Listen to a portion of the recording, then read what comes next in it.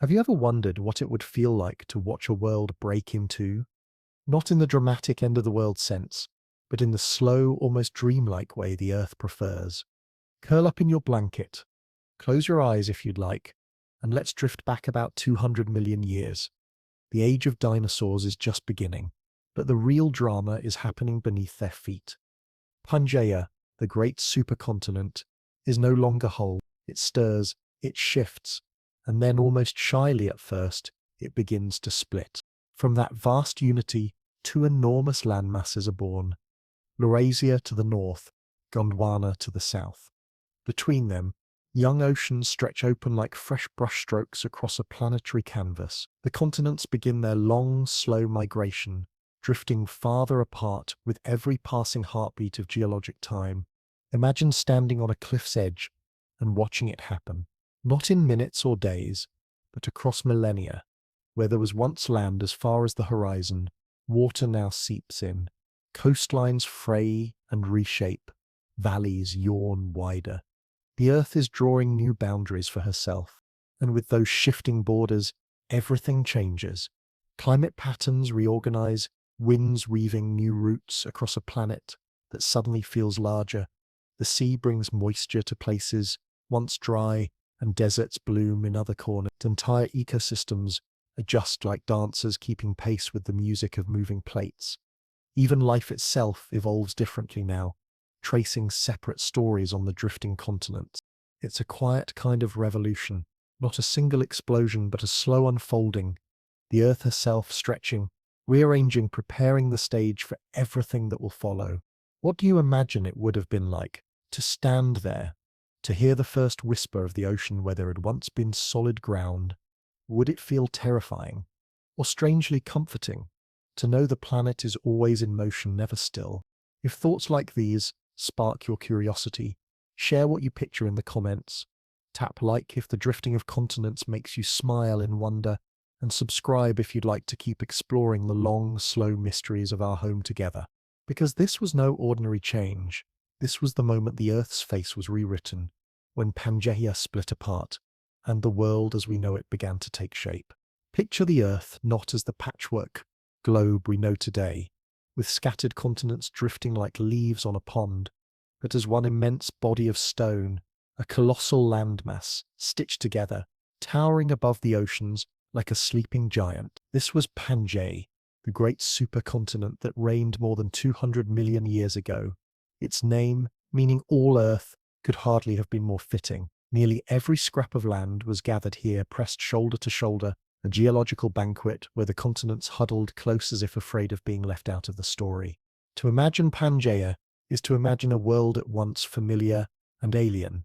Familiar because its rocks, its rivers, its forests and deserts were still earthly. Alien because the geography was utterly unlike anything today. If you were to rise high above it, perhaps carried on the back of some mythic bird, the view would stretch endlessly.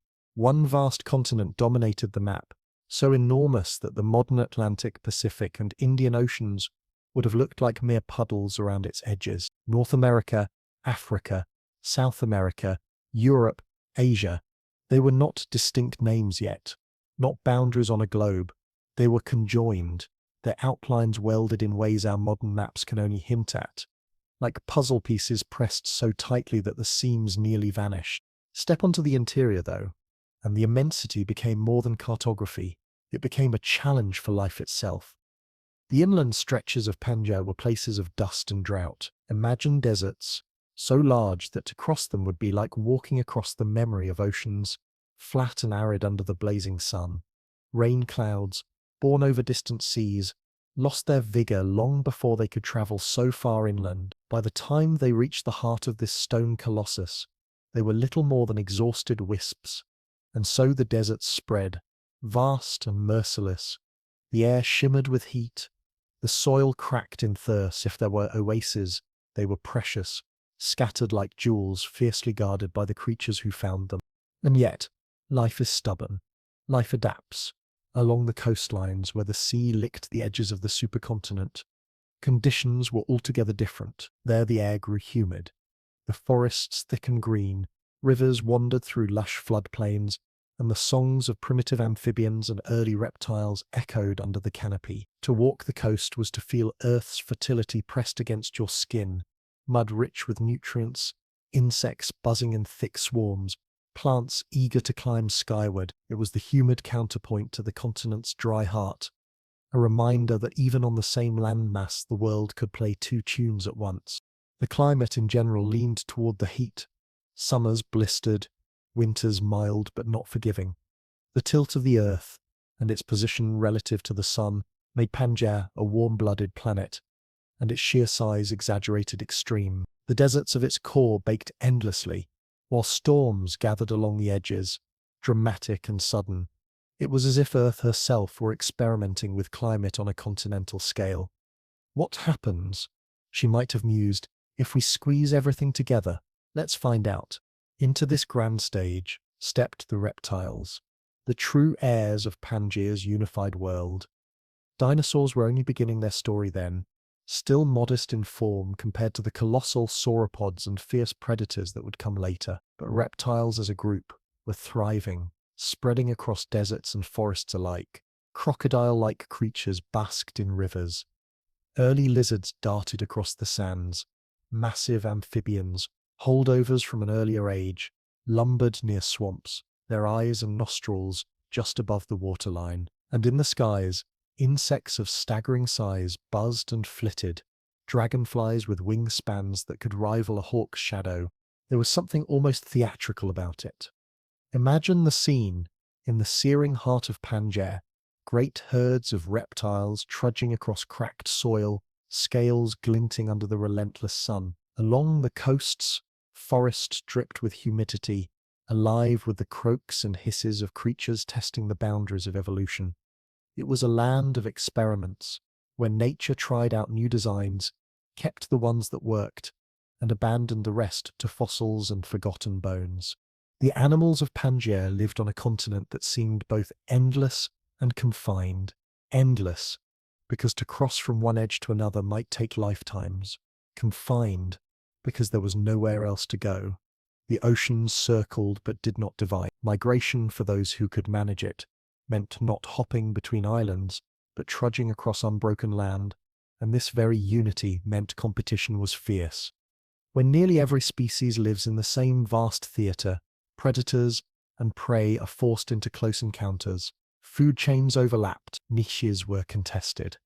It was survival not just of the fittest, but of the most adaptable, the ones who could thrive in desert and swamp alike. If you squint a little, you might see Pangea less as a continent and more as a character, a gigantic, stony creature sprawled across the globe. Its desert interior, like a chest that burned with dry breath, its lush coasts, like fringes of green hair streaming into the sea. It was at once generous and cruel, offering abundance in one place and scarcity in another.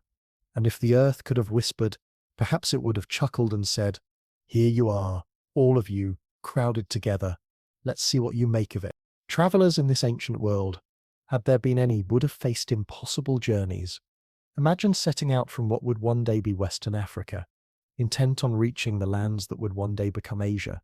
You'd cross deserts larger than anything in today's Sahara. You'd find yourself in plains with no horizon, where the heat rose like an enemy. You'd stumble upon rivers, perhaps, sudden and swollen with seasonal floods, carrying life in torrents. Then, if you survived long enough, you'd arrive at coasts where the air itself felt heavy, where you'd hear creatures calling from jungles you'd never imagined. The journey would not just be a passage across land, but across climates, ecosystems, and entire philosophies of survival. And yet, despite all its harshness, there was a kind of unity to Pangea that our world has since lost. All the land-dwelling creatures, in some sense, shared one home. There was no isolated Australia harbouring marsupial secrets, no South America with its own cast of characters, no Eurasia teeming with unique evolutionary dramas.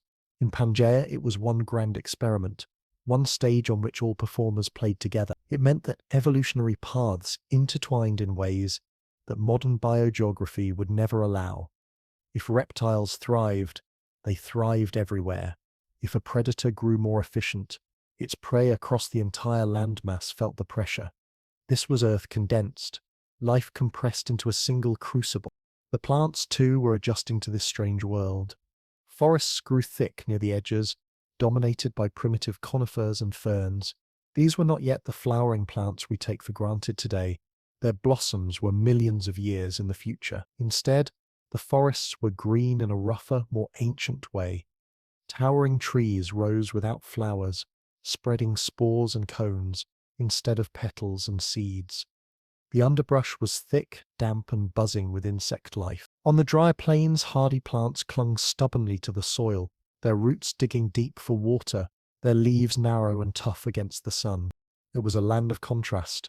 Walk inland, and you might find yourself in a wasteland where the air shimmered with heat and the ground cracked like old pottery. Walk outward, toward the sea, and suddenly the world would transform, wetlands humming with life, dense forests dripping with rain, rivers surging with energy. It was as though Pangea itself could not make up its mind. One body, but many moods. And through it all, the reptiles ruled. They basked on riverbanks, scuttled across dunes, lumbered through forests. Some were small and agile, darting after insects. Others were heavy and imposing, the early giants of their kind, mammals, tiny and furtive, existed too, scurrying in the shadows, eking out survival in the cracks of a reptile world. But they were no more than background actors, a quiet rehearsal for a performance that would not come until long after Pangea's time. What strikes us today, looking back at this immense supercontinent, is how temporary it all was. But to the creatures living then, Pangea must have felt eternal. The deserts stretched forever. The coast seemed immovable. The forests, though primitive, were ancient by their reckoning. The animals adapted not with foresight, but with the assumption that this was how the world was, and always would be. And in a sense, that's the great irony. Pangea was a fleeting arrangement in geological time. But to those who walked upon it, it was the only arrangement that mattered. If you could listen to the heartbeat of that world, it might sound like a furnace, heat radiating from deserts, storms pounding the coasts, reptiles hissing in chorus. It was a land both harsh and abundant, punishing and fertile, a continent that seemed to say everything is here, all at once, survive if you can. And survive they did.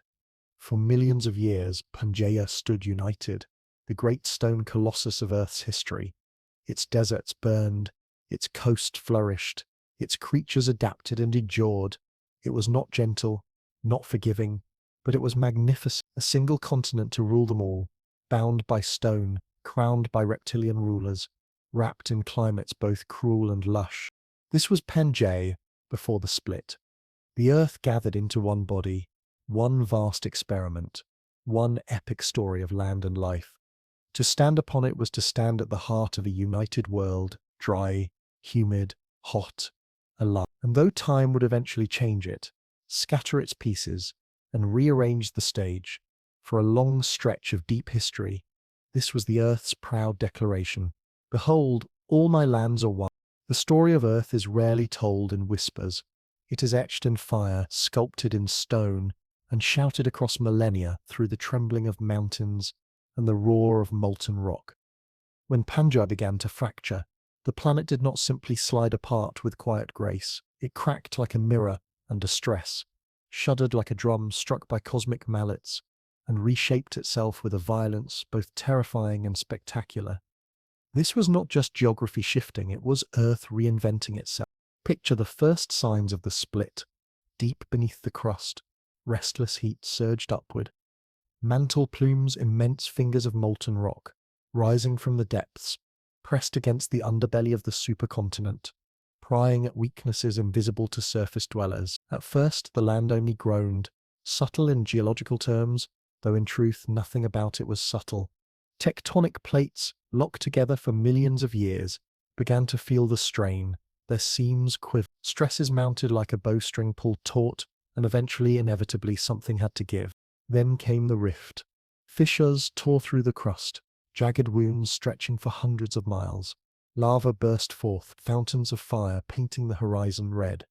The ground heaved and trembled as entire landscapes split open. Imagine standing there, though, for your own safety.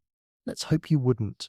The earth beneath your feet shudders, fractures widen into canyons before your eyes, and molten rivers pour out, hissing as they meet water and air. It was as if the planet had grown impatient with its own design and decided, quite literally, to redraw the map. Volcanoes erupted in chains, not as isolated mountains, but as armies of fire-breathing giants. The Central Atlantic Magmatic Province was born, one of the greatest volcanic outpourings in Earth's history. Sheets of basalt flooded across thousands of square kilometers. These weren't the tidy cone-shaped volcanoes of travel brochures. These were fissure eruptions, cracks in the Earth's skin vomiting lava for centuries at a time, the air filled with ash and smoke, the ground blistered with new rock, and the night sky glowed ominously with the light of fire that refused to go out. In the chaos of lava and ash, the Atlantic Ocean began its long gestation. At first it was only a rift valley, a sunken scar in the land where the crust pulled apart. Picture something like the East African rift of today, only grander, deeper, and destined for greater things. Rivers trickled into the new lowlands, lakes pooled in the basins, and eventually, as the rift widened and deepened, the sea found its way in. The first Atlantic waters swirled into existence, tentative at first, as though the ocean itself was testing the boundaries of this newborn basin. What began as cracks in stone became the seed of a vast ocean that would in time stretch from pole to pole, splitting continents apart and shaping the destiny of life on Earth. The Earth did not stop at rifting. The forces at play were titanic, pulling and shoving land masses as though they were chess pieces in a game only the planet understood. Where plates collided, mountains rose in defiance. Among these upheavals, the Appalachian Range told one of the loudest stories, long before humans ever set eyes on them. These mountains were forged in the press of continents grinding together. As Pangea's seams strained, collisions at its edges drove rock skyward, folding crust into ridges that reached towering heights. Imagine the Appalachians not as the worn, gentle peaks we know today, but as giants rivaling the Himalayas, newborn titans flexing their muscles.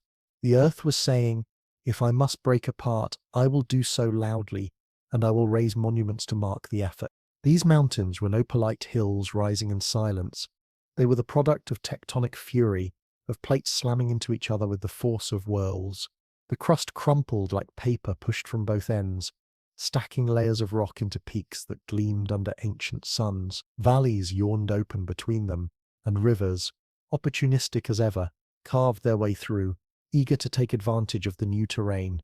The Appalachians became a testament not only to collision, but also to resilience, a reminder that when Earth throws a tantrum, the result is rarely small.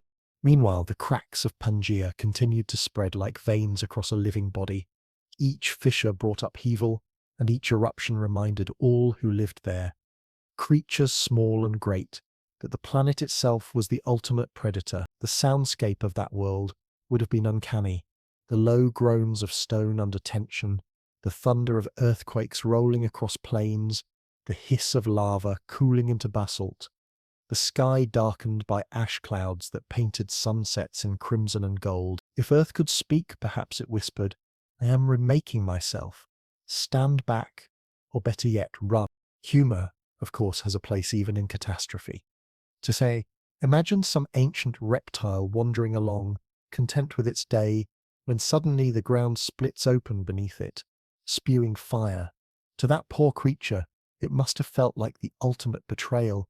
Really, Earth? You couldn't wait until I was done hunting for dinner. But geology is rarely concerned with the schedules of its tenants. The planet moves at its own pace, and when it decides to renovate, everything else must adapt or perish. The opening of the Atlantic was not a single dramatic moment, but a drawn-out process that unfolded over millions of years. At times the rifting accelerated, lava flows surging, as if in a hurry to create something new. At other times the planet seemed to pause, catching its breath, only to resume with renewed vigor. The young Atlantic basin widened inch by inch, then foot by foot, then mile by mile, until eventually it became the grand expanse we recognize today. But in its infancy, it was a place of instability, a raw wound in the crust, lined with volcanic scars and trembling with aftershocks of its violent birth. The process was not uniform. Different parts of the supercontinent fractured at different rates. Some regions stretched like taffy, forming deep basins that collected water and life. Others resisted stubbornly, only to buckle under pressure and rise as mountains. It was a patchwork of destruction and creation, chaos and order, each new scar reshaping the face of the planet. Basalt plateaus spread across vast regions, their dark stone a permanent reminder of fire's passage. Dikes and sills, vertical and horizontal intrusions of magma, froze in place beneath the surface, geological signatures of a time when the land itself was more liquid than solid. The sheer scale of volcanism during this period is difficult to comprehend. Imagine lava flows stretching not for miles but for thousands of miles. Imagine eruptions lasting not days or weeks but centuries. Imagine the sky lit by flames that no rainstorm could extinguish. The earth was bleeding fire, and in doing so it created the bones of the world we know. And then there were the earthquakes. Tremors shook the land again and again, sometimes gentle, sometimes catastrophic. Fault lines slipped, cliffs crumbled, valleys collapsed. In the interior, where stresses built quietly, quakes erupted suddenly, toppling whatever forests or riverscapes dared to settle nearby. The earth seemed restless, unwilling to sit still, constantly adjusting itself like a sleeper rolling in discomfort. For creatures of the time, survival meant not only outrunning predators, but also outlasting the whims of shifting ground. All of this, the volcanism, the rifting, the mountain building, was part of a single story, the planet's unending dance of plate tectonics. To us, the slow drift of continents might seem abstract, something better measured with rulers than with oars. But when you compress that motion into its most dramatic moments, when plates slam, crack, and erupt, you realize it is less a dance and more a brawl. Continents collide like wrestlers, break apart like shattered glass, and in their chaos they give rise to oceans, mountains, and new worlds. The Atlantic Ocean, that vast body of water we know today, began as a fracture line, a scar in the supercontinent. Its first waves may have lapped timidly against basalt shores, but it carried within it the promise of something greater. Each year, each century, each millennium, the rift widened. New seafloor was born as magma welled up, cooled, and spread outward. The mid-Atlantic ridge, the spine of the modern Atlantic, began its long life here, a conveyor belt of stone endlessly producing new crust and pushing continents farther apart. What began as cracks and lava became the pulse of an ocean that would eventually divide hemispheres and shape the course of history. The Appalachians, too, told a longer tale. Their youthful peaks, once rivals of the tallest mountains on Earth, were slowly worn down by erosion. Rain carved gullies, rivers sliced valleys, glaciers in later ages planed their edges. Today they stand as ancient elders, softened but proud, their bones still testifying to the violence of their birth. To walk among them now is to stroll through echoes of tectonic warfare, to feel underfoot the crumpled fabric of continents that once collided with unstoppable force. Humor returns in the thought that Earth, in its restless creativity, behaves like a cosmic artist, with a reckless streak. First, it smashes continents together to create mountains. Then it tears them apart with fire to birth oceans. If Earth had a motto, perhaps it would be, "Why choose one when you can have both?" Or perhaps, "Renovations are eternal, sorry for the noise." As millions of years passed, the fractures grew, the ocean widened, and the world slowly assumed a new shape. But in those first moments of rifting, those fiery, trembling, chaotic centuries, the planet's true personality shone through. Earth was not passive, not fixed, not a stage upon which life acted. It was an actor itself, full of drama and energy, capable of rewriting its own script with lava and stone. This was the beginning of separation, the first act of a new geological play. The ground cracked like shattered glass. Volcanoes painted the sky with fire. Mountains surged upward as continents collided. And beneath it all, the Atlantic Ocean stirred awake. It was a time when the earth spoke not in words but in eruptions, not in whispers but in quakes. And if you had been there, you might have heard the planet's voice, rumbling through stone and ash, saying, "I am changing. Stand back. I am becoming something new." When the earth decides to change its wardrobe, it does not do so with subtlety. It sweeps aside glaciers, pulls lavers of chemistry, exhales vast clouds of gas, and leaves the world's inhabitants blinking in a climate they no longer recognize. After all, our planet is not static. It breathes, it shifts, it exudes, and during the great ages of transformation, it tends to overdo things. The age following the fracturing of the great landmass was one such time, and the planet's climate tilted dramatically toward heat and water. Imagine a thermometer stretched across the world, pinned between 25 and 35 degrees Celsius on average, and refusing to drop. This was not the crisp chill of polar mornings or the fresh relief of mountain winds. No, this was a greenhouse Earth swaddled in warmth, where the air itself seemed heavier, thick with energy. At the heart of this transformation was carbon dioxide, the gas we so often invoke in our modern age. But back then, it was not smokestacks or engines fueling it. It was the Earth itself, its volcanoes coughing forth torrents of gas like a smoker who had discovered a second wind. The figures, if you measure them, stagger the imagination. Atmospheric carbon dioxide levels floating between 400 and 600 parts per million. That may sound like the fine print on a climate report, but in practice, it meant entire continents roasting under a relentless sun. Every exhale of volcanic breath thickened the blanket around the globe, trapping more heat, pushing the planet's thermostat upward. Where today's average global temperature hovers below 15 degrees Celsius, this world laughed at moderation. It simmered closer to 30. The oceans would have steamed, the coasts sweated, and inland regions cooked under a sky that refused to relent. Heat alone, though, does not tell the whole story, for in the chaotic symphony of climate, water always plays a counterpoint. As carbon dioxide thickened the air and raised temperatures, evaporation followed like a devoted partner. Warm seas and lakes gave up their moisture eagerly, feeding the skies with heavy clouds. Along the coasts, where winds herded these vapor-laden masses inland, rain fell with exuberance. New shorelines, raw and jagged, found themselves drenched in downpours that sculpted rivers and carved valleys. Imagine standing there, the smell of wet stone, the rush of brown torrents tearing through forests, the endless drumming of water on leaves. To live by the sea in that age was to know rain as both blessing and burden, a constant presence reshaping the land day by day.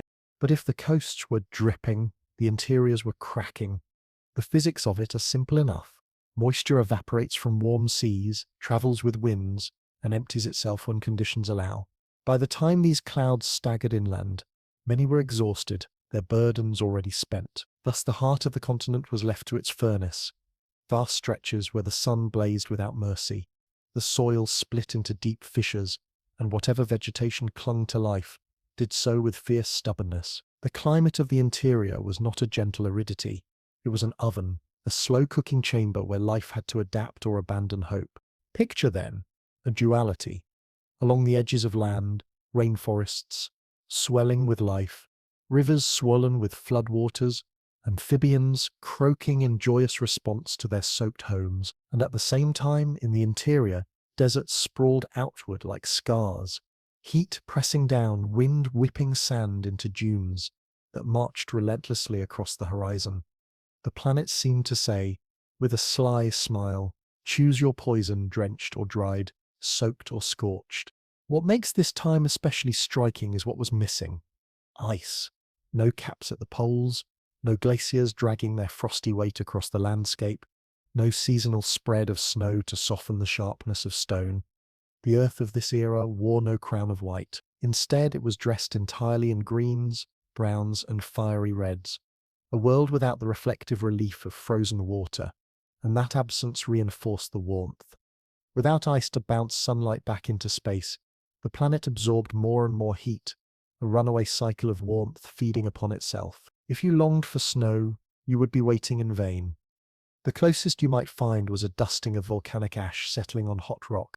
Life, of course, responded in its usual fashion, with resilience, creativity, and the occasional complaint. Reptiles, the rulers of the day, relished the warmth. Cold-blooded as they were, the heat gave them vigor, allowed them to sprawl lazily across stones without fear of freezing nights. Forests along the coasts thrived under the endless rains, plants stretching higher, roots delving deeper, leaves broadening to catch the sun between storms. Insects swarmed, amphibians multiplied in the wetlands, and in the deserts, only the hardiest creatures endured, eking out survival in burrows and shadows. The extremes carved the biosphere into zones of abundance and scarcity, paradise and punishment, all existing side by side. The rainfall itself must have been a spectacle. With higher global temperatures, evaporation rates soared.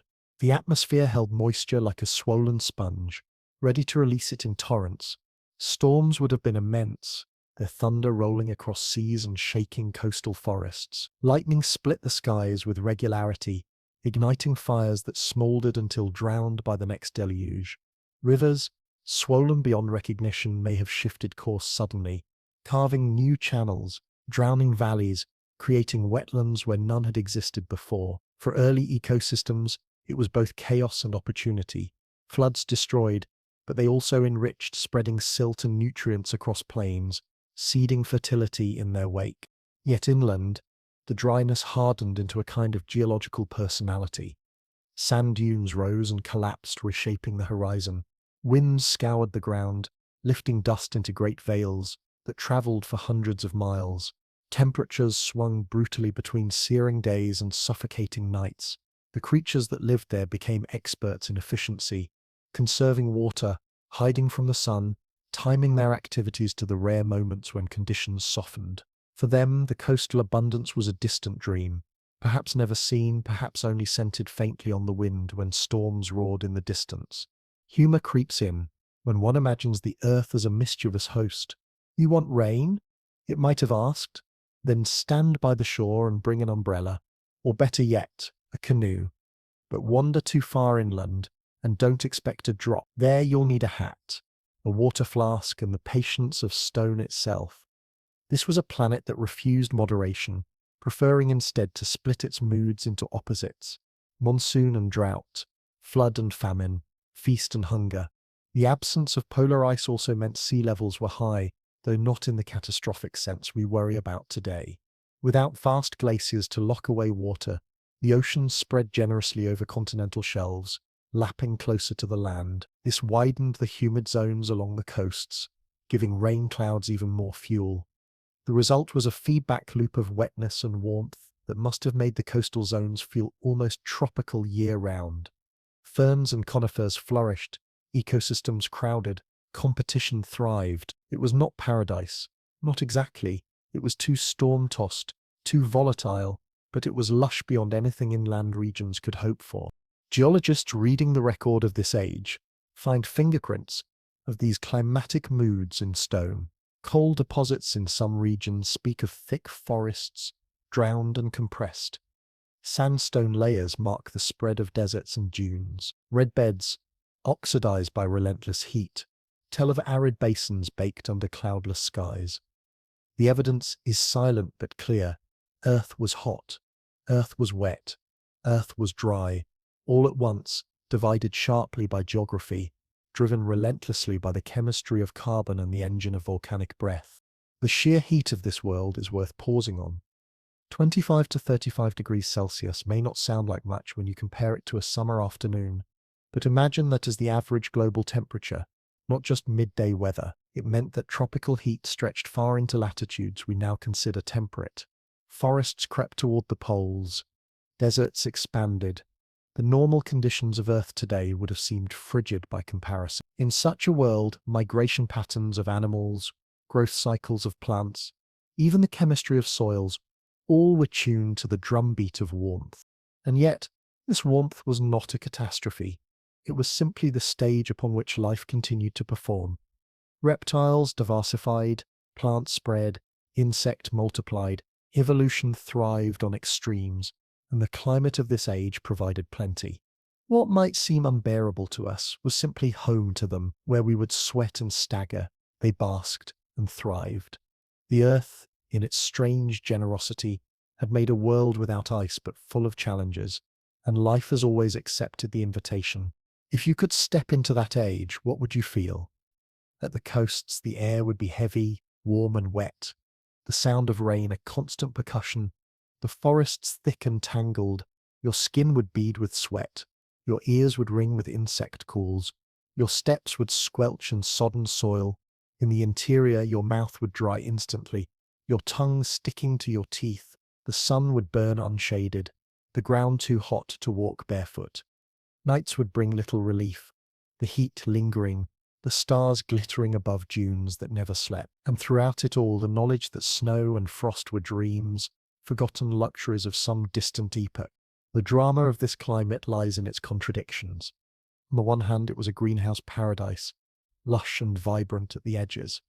On the other, it was a furnace, merciless and vast, at the center. Together, these extremes created a dynamic world, a crucible for evolution, a stage for survival and adaptation. And if the Earth had a message in those days, it might have been simple. Bring an umbrella for the coasts, a canteen for the deserts, and forget about winter. The only season here is heat. The heat was not abstract. It lived in the scales of reptiles, in the rhythm of insects, in the sweat of forests dripping under endless rains. Along the new coastlines where storms poured down day after day, great forests thrived. Imagine wandering beneath those towering conifers and giant ferns, their trunks glistening with water, their roots sucking greedily from soil that never had time to dry.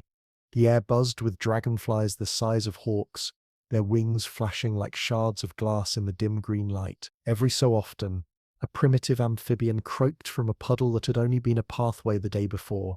They thrived here, swelling their numbers, reveling in the constant cycle of flood and retreat. Reptiles, cold-blooded but perfectly adapted to the new warmth, sprawled on rocks at the forest's edge. Their scales shone with rain, their bodies soaking up both heat and humidity. Some slithered with slow confidence towards swollen rivers, where fish-like creatures wriggled in the muddy currents. Others climbed low branches, watching with unblinking eyes, as insects and smaller lizards scurried below. For them, the heat was no punishment, it was fuel.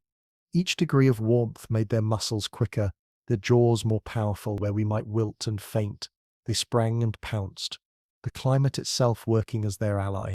But travel inland, away from the green sponge of the coasts, and the story shifted sharply. The sun there blazed without mercy. Sand dunes stretched for miles, wind sculpting their curves into ever-shifting ridges.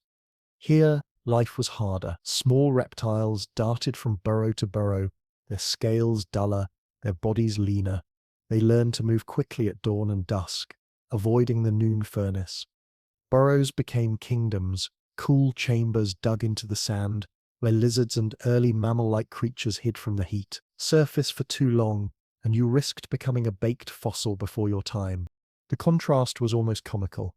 On the coasts, rain fell so often that amphibians practically threw parties in every puddle. Frogs and salamander-like creatures swelled their numbers, their sticky calls echoing across wetlands. They bred in abundance, fed by insects that multiplied after every rainstorm. And just a few hundred miles inland, creatures stared at the sky, parched, waiting for clouds that never came. Their bodies bore the signatures of scarcity, longer legs to move farther for food, thicker skins to lose less water, instincts sharpened by hunger. Even the plants played their roles in this climate opera. Near the coasts, ferns rose like feathered cathedrals, mosses carpeted the ground, and trees spread crowns so dense they blocked out the sun. It was a world dripping, growing, steaming with abundance. But in the deserts, only the toughest vegetation clung to life. Scrubby conifers with needle-like leaves crouched low against the sand, their roots plunging deep in search of hidden water. Some plants shriveled into dormancy for months, waiting for a storm that might never come, and when it finally arrived, they exploded into sudden growth.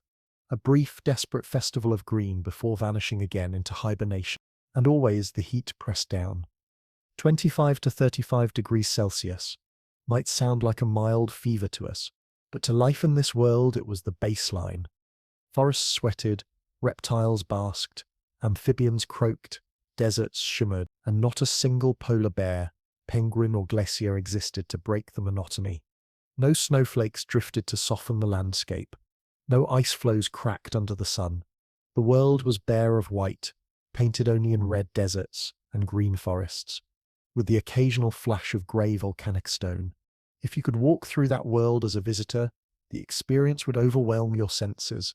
At the coast, you would hear nothing but noise, the hammering of rain, the croaks of amphibians, the whine of insects, the splash of reptiles, sliding into swollen rivers. You'd feel the heavy air pressing against your chest, thick with humidity. Every breath would be a drink, but a journey inland would silence you.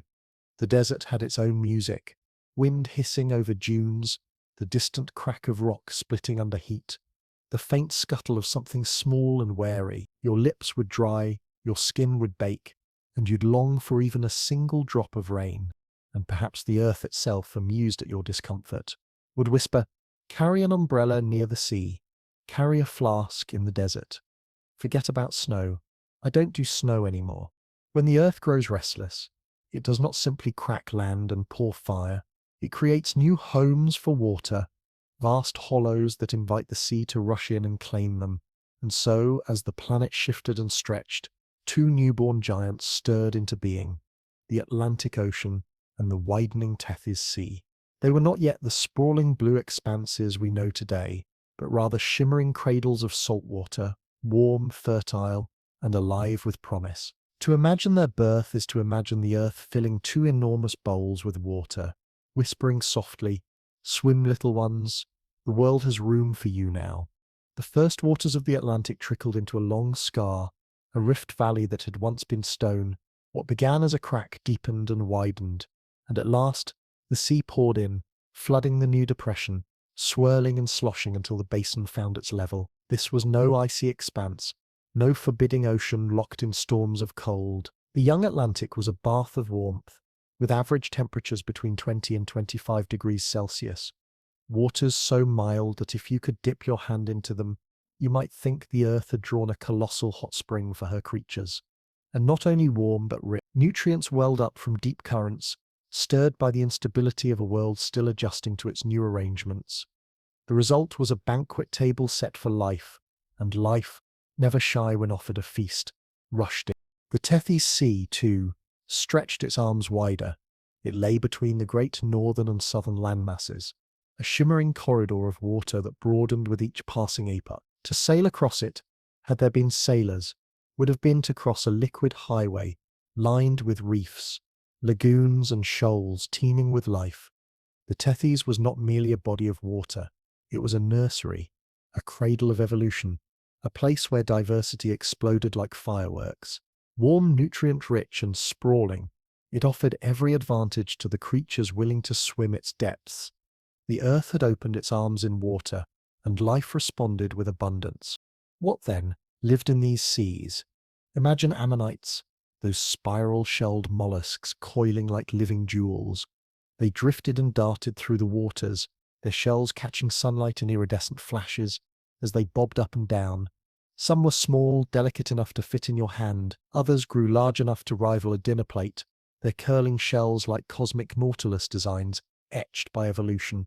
They were everywhere, filling niches, floating in schools, preying on smaller creatures, and in turn feeding larger hunters. If you had dipped your head beneath the waves, you would have seen them spiraling in hypnotic patterns, like galaxies swimming in miniature across the sea, and chasing them, always, were the marine reptiles, the true lords of these new oceans, ichthyosaurs, sleek as dolphins, but with jaws lined in teeth, cut through the waters with grace.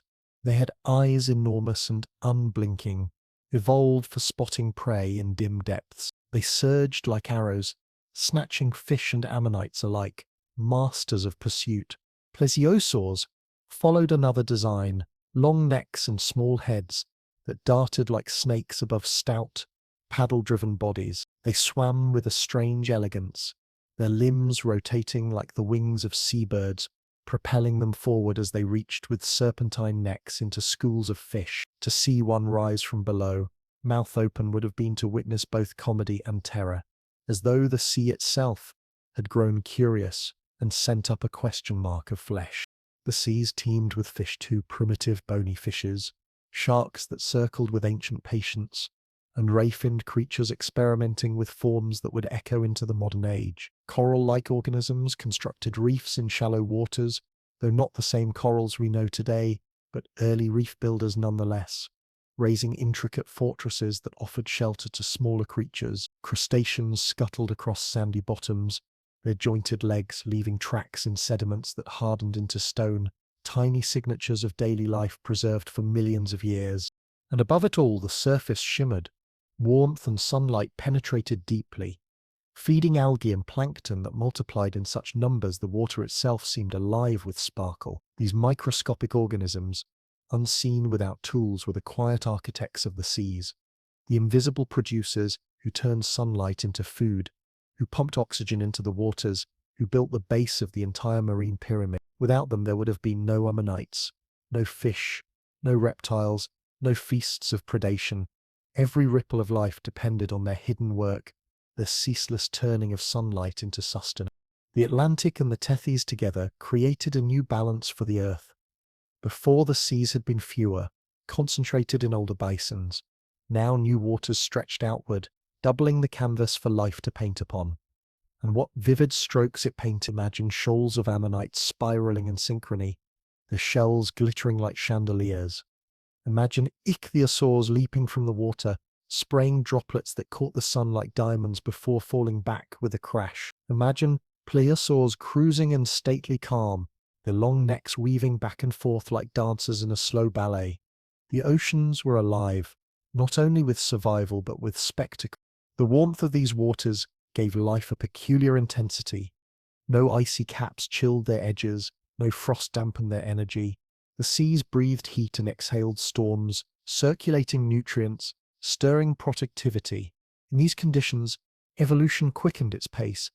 Experimenting boldly, creatures adapted to niches within niches, branching into new forms, trying strategies of hunting, defense, locomotion. Some succeeded brilliantly, others vanished into extinction almost before they began. The seas were laboratories of chance, each wave carrying both opportunity and risk. To imagine standing on a cliff overlooking the newborn Atlantic is to imagine a horizon that shimmered with invitation. The smell of salt, the crash of waves against basalt cliffs, the sight of reptilian heads breaking the surface. The water would have seemed endless, though in truth the Atlantic was still young, still narrow. But to any creature watching from the shore, it must have felt infinite. The sea has a way of humbling scale, of suggesting eternity, even when it is newly born. And perhaps the Earth, amused by this illusion, might have whispered, "It looks big now, doesn't it? Just wait, I'm only getting started." The Tethys, on the other hand, must have felt like a paradise strung between continents, an aquatic boulevard of reefs and lagoons. Its waters were calmer in many places, its shallows bright with life. Schools of fish darted through coral labyrinths. Chased by swift predators, the sunlight slanted through the surface, dappling the reefs in shifting gold. It was a place where abundance seemed permanent, though the earth, as always, had other plans hidden in her pockets of time. Even humor has a place here. Picture an ammonite, spiraling happily along, only to find itself suddenly engulfed in the jaws of an ichthyosaur. If it could speak, it might have gasped, "Well, this spiral didn't end the way I thought so." Or imagine a plesiosaur craning its long neck into a school of fish, only to come up empty-mouthed, like a fisherman casting without bait.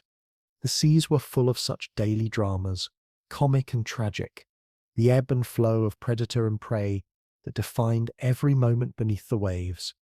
And all of this happened in waters no colder than a pleasant bath. 20 to 25 degrees Celsius may not sound dramatic, but as a baseline for an entire ocean, it was extraordinary. It meant that even in deeper zones, warmth lingered, supporting ecosystems that might have withered in colder seas. Life flourished not in isolated pockets, but across vast swaths of water. Diversity exploded, and with it, resilience. The oceans became engines of evolution, cradles of complexity, theatres of survival and spectacle. The Atlantic, though young, was a promise of vastness. The Tethys, though widening, was a promise of abundance. Together they rewrote Earth's surface, not in stone but in water, not in mountains but in waves. and through them the earth sent a message to its inhabitants. Swim freely, multiply, the seas are yours for now. If you listen closely, you can almost hear it still. The crash of waves against new shores, the rush of currents swirling with plankton, the splash of reptiles breaching in pursuit. The oceans that were born then have never stopped speaking. Their voices are in the shells of fossils, in the layers of sediment, in the echoes of species that survived, and those that did not. To study them is to hear the laughter and sighs of a planet that once decided to open two enormous doors and let the water in, and what secrets lay beneath their waves. Canyons carved by currents, volcanic ridges steaming in the deep, reefs rising like fortresses, creatures unimagined lurking in the shadows. To dive into the Atlantic or the Tethys in those days would have been to surrender to mystery, to float among spirals and scales and teeth, to realize that the ocean never reveals all its cards at once. Even now, with all our tools and satellites, the sea keeps secret. Back then, when it was young and brimming with novelty, the mystery must have been infinite. The earth, of course, delights in such mysteries. Perhaps if it could wink, it would have leaned toward us and murmured, "Swim if you dare. There's warmth. There's life. There are wonders beyond counting. But don't dive too deep. Not yet. Some secrets are mine to keep." There comes a moment in every grand story when togetherness must yield to separation. The earth, restless and inventive, had kept her lands bound in one mighty embrace. But that embrace was never destined to last. The supercontinent, mighty Pangea, began to draw apart, and in its place, two new continental entities emerged, Laurasia in the north, Gondwana in the south. It was not a sudden divorce with slammed doors and quick exits. Rather, it was a long, slow drifting, two halves of a single body gently sliding away from each other, centimetre by centimetre, until the distance became destiny. The pace of this movement would hardly impress the impatient among us. 2 to 5 centimetres per year. That was the speed of continental drift. The rate is about as fast as your fingernails grow, which seems absurdly slow when you imagine entire land masses on the move. But give the Earth enough time, and fingernail speed becomes an epic voyage. Over millions of years, those few centimetres multiplied into hundreds, then thousands of kilometres, pulling apart what once was one into continents that would shape the very face of our world. Laurasia and Gondwana were not just names, they were chapters in Earth's unfolding narrative. Laurasia stretched northward, destined to fragment further into North America, Europe, and much of Asia. Gondwana sprawled across the southern hemisphere, carrying within it the seeds of South America, Africa, Antarctica, Australia, and India. Together they were like two enormous rafts, drifting across a molten sea of mantle, slow but unstoppable, carving new outlines that would eventually look familiar to modern eyes. The act of separation was dramatic in its consequences.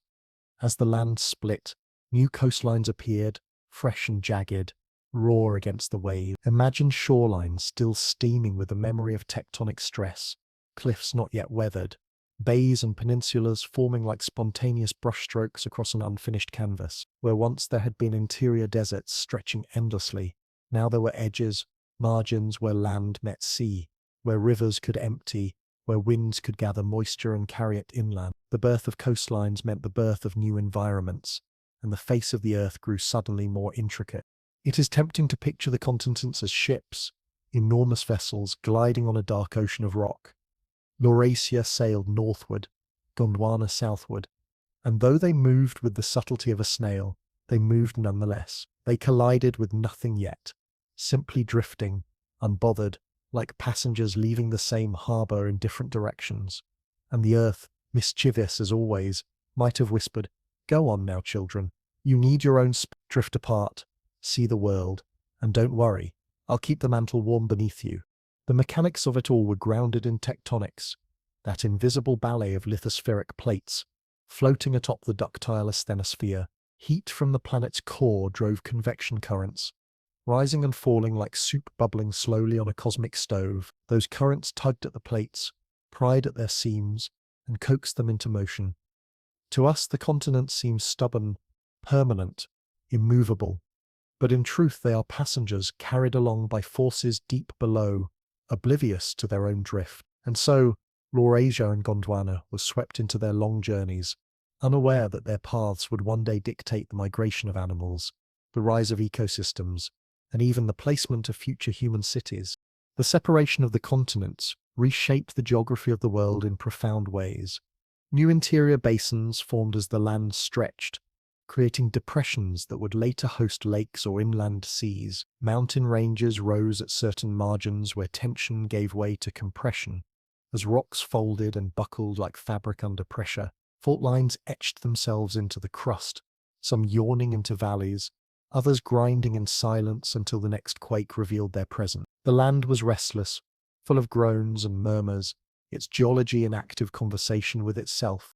If you could stand at the edge of Laurasia in those days, you would see coastlines raw and angular, rivers racing toward brand new deltas, waterfalls plunging from cliffs just carved by the rift.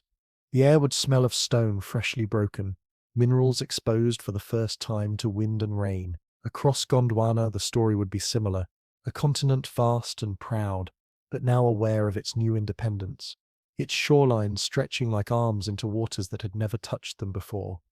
These were lands being written anew, every fracture and coastline a line in a planetary poem. The diversity of environments multiplied with this division. Once, so much of the land had been bound in interiors, locked away from the moderating influence of the sea. Now, with new margins exposed, climates differentiated, rainfall patterns shifted, and ecosystems prepared to diversify. The coastlines were nurseries for complexity, the interiors became less homogeneous, and the earth itself seemed to delight in its growing patchwork. Diversity of geography became diversity of possibility, and the world gained richness simply by the act of splitting. One cannot help but smile at the absurd patience of the whole affair. Imagine telling someone that their homeland is moving south at 3 centimeters per year. They might laugh, shrug, and walk away unconcerned, but return after 100 million years, and their homeland has vanished over the horizon. Now part of a completely different hemisphere. That is the paradox of geological time. Glacial speeds that, when measured in millennia, become heroic odysseys. Laurasia and Gondwana were patient travelers, each centimeter a step in a journey that would define the Earth for ages. As they drifted, the continents revealed their characters. Laurasia, northern and vast, would eventually spread into broad plains and mountain belts, a canvas for temperate forests and mighty rivers. Gondwana, sprawling in the southern hemisphere, carried with it extremes of desert, jungle, and ice in later epochs, a continent of contrasts destined to scatter into some of the most distinct regions on Earth. In their union they had been monolithic, but in their separation they became storytellers, each carrying a different script into the unfolding drama of Earth's history. From above, if one could have floated far into the sky and looked down, the transformation would have been breathtaking. What once had been a single block of land was now 2 shapes drifting apart, their coastlines glittering under the sun, their edges dotted with bays, promontories, and new peninsulas. The planet's surface, once simple, became intricate. The outlines we sketch on modern maps trace their ancestry to this very moment, when Earth decided to swap unity for multiplicity. There is a lightness, even a humor, in imagining the continents themselves holding a conversation. Perhaps Laurasia called over its shoulder, "See you later," and Gondwana replied, "Don't wait up, I've got places to be." All the while, they were propelled, not by will, but by molten convection, the deep breath of the Earth's mantle, slowly rearranging the furniture of the planet. If continents had personalities, they would be long-distance travelers, always wandering, never truly at rest. And so Laurasia and Gondwana drifted, 2 rafts on a molten sea, carving shorelines as they went, stretching fault lines behind them, and inviting the planet to dress itself in greater complexity. The Earth seemed almost proud of this accomplishment, as if to say, "Look at my new arrangement. See how the land spreads out. The world is bigger now, more interesting, less predictable. Don't cling to old boundaries. Those have gone with the drift." The birth of Laurasia and Gondwana was more than a geological event. It was an expansion of possibility, a rearrangement that multiplied the face of the Earth into new forms. Though the continents moved no faster than fingernails grow, their patience carried the weight of worlds. Coastlines formed, margins diversified, and the unity of Pangea gave way to a dynamic duet that would in time fracture further still. In the slow dance of stone, separation is not loss but transformation. The continents did not mourn their division, they embraced their drift. They became wanderers, voyagers, architects of new geographies, and the earth, smiling in its deep tectonic way, might have whispered, "Drift apart, my continents. In moving, you will create new worlds." Stand for a moment at the edge of Laurasia. Before you stretches a coastline that has only just been born, a cliffside raw and jagged, its stones still smelling faintly of volcanic fire, its edges sharp as though the planet carved it yesterday. Below, the surf crashes again and again, chewing at the newborn rocks, eager to sculpt them into coves and beaches. The air is filled with the taste of salt and the cries of winds rushing across an ocean that had not existed before. To the horizon, the sea gleams like liquid bronze under the sun, and behind you the land rises into rolling plateaus and new valleys, still settling from the stress of separation. You place your hand on the cliff wall. It is warm, coarse, and ancient, yet somehow young, as though the earth herself has just set down her chisel. Now imagine turning south, travelling across time and land until you reach Gondwana. Its coasts are different, broader and flatter in places, with long beaches stretching into the distance, their sand fresh, pale, and unsought. Waves lap at them with a steady rhythm, as though testing the new frontier. Inland, the land rolls in wide expanses, but here at the edge you hear only the heartbeat of the ocean. The cliffs crumble slightly with every tide, each collapse echoing like the sigh of a continent still adjusting to its independence. Standing on Gondwana feels like standing on a ship, the size of a world, solid, immense, yet undeniably moving. Though you cannot feel the drift beneath your feet, you know it is happening, a few centimeters each year, carrying this landmass southward away from its sibling. If you climb a ridge and gaze outward, you see the subtle dance of continents in progress. Laurasia drifts north, Gondwana south, the horizon between them widening imperceptibly, but inexorably. It is like watching two enormous rafts drift on an invisible current. The speed is so slow it might frustrate human impatience, but the scale is so grand it silences complaint. The land does not hurry, it simply moves. Walk along the shoreline and you notice details that speak of the new geography.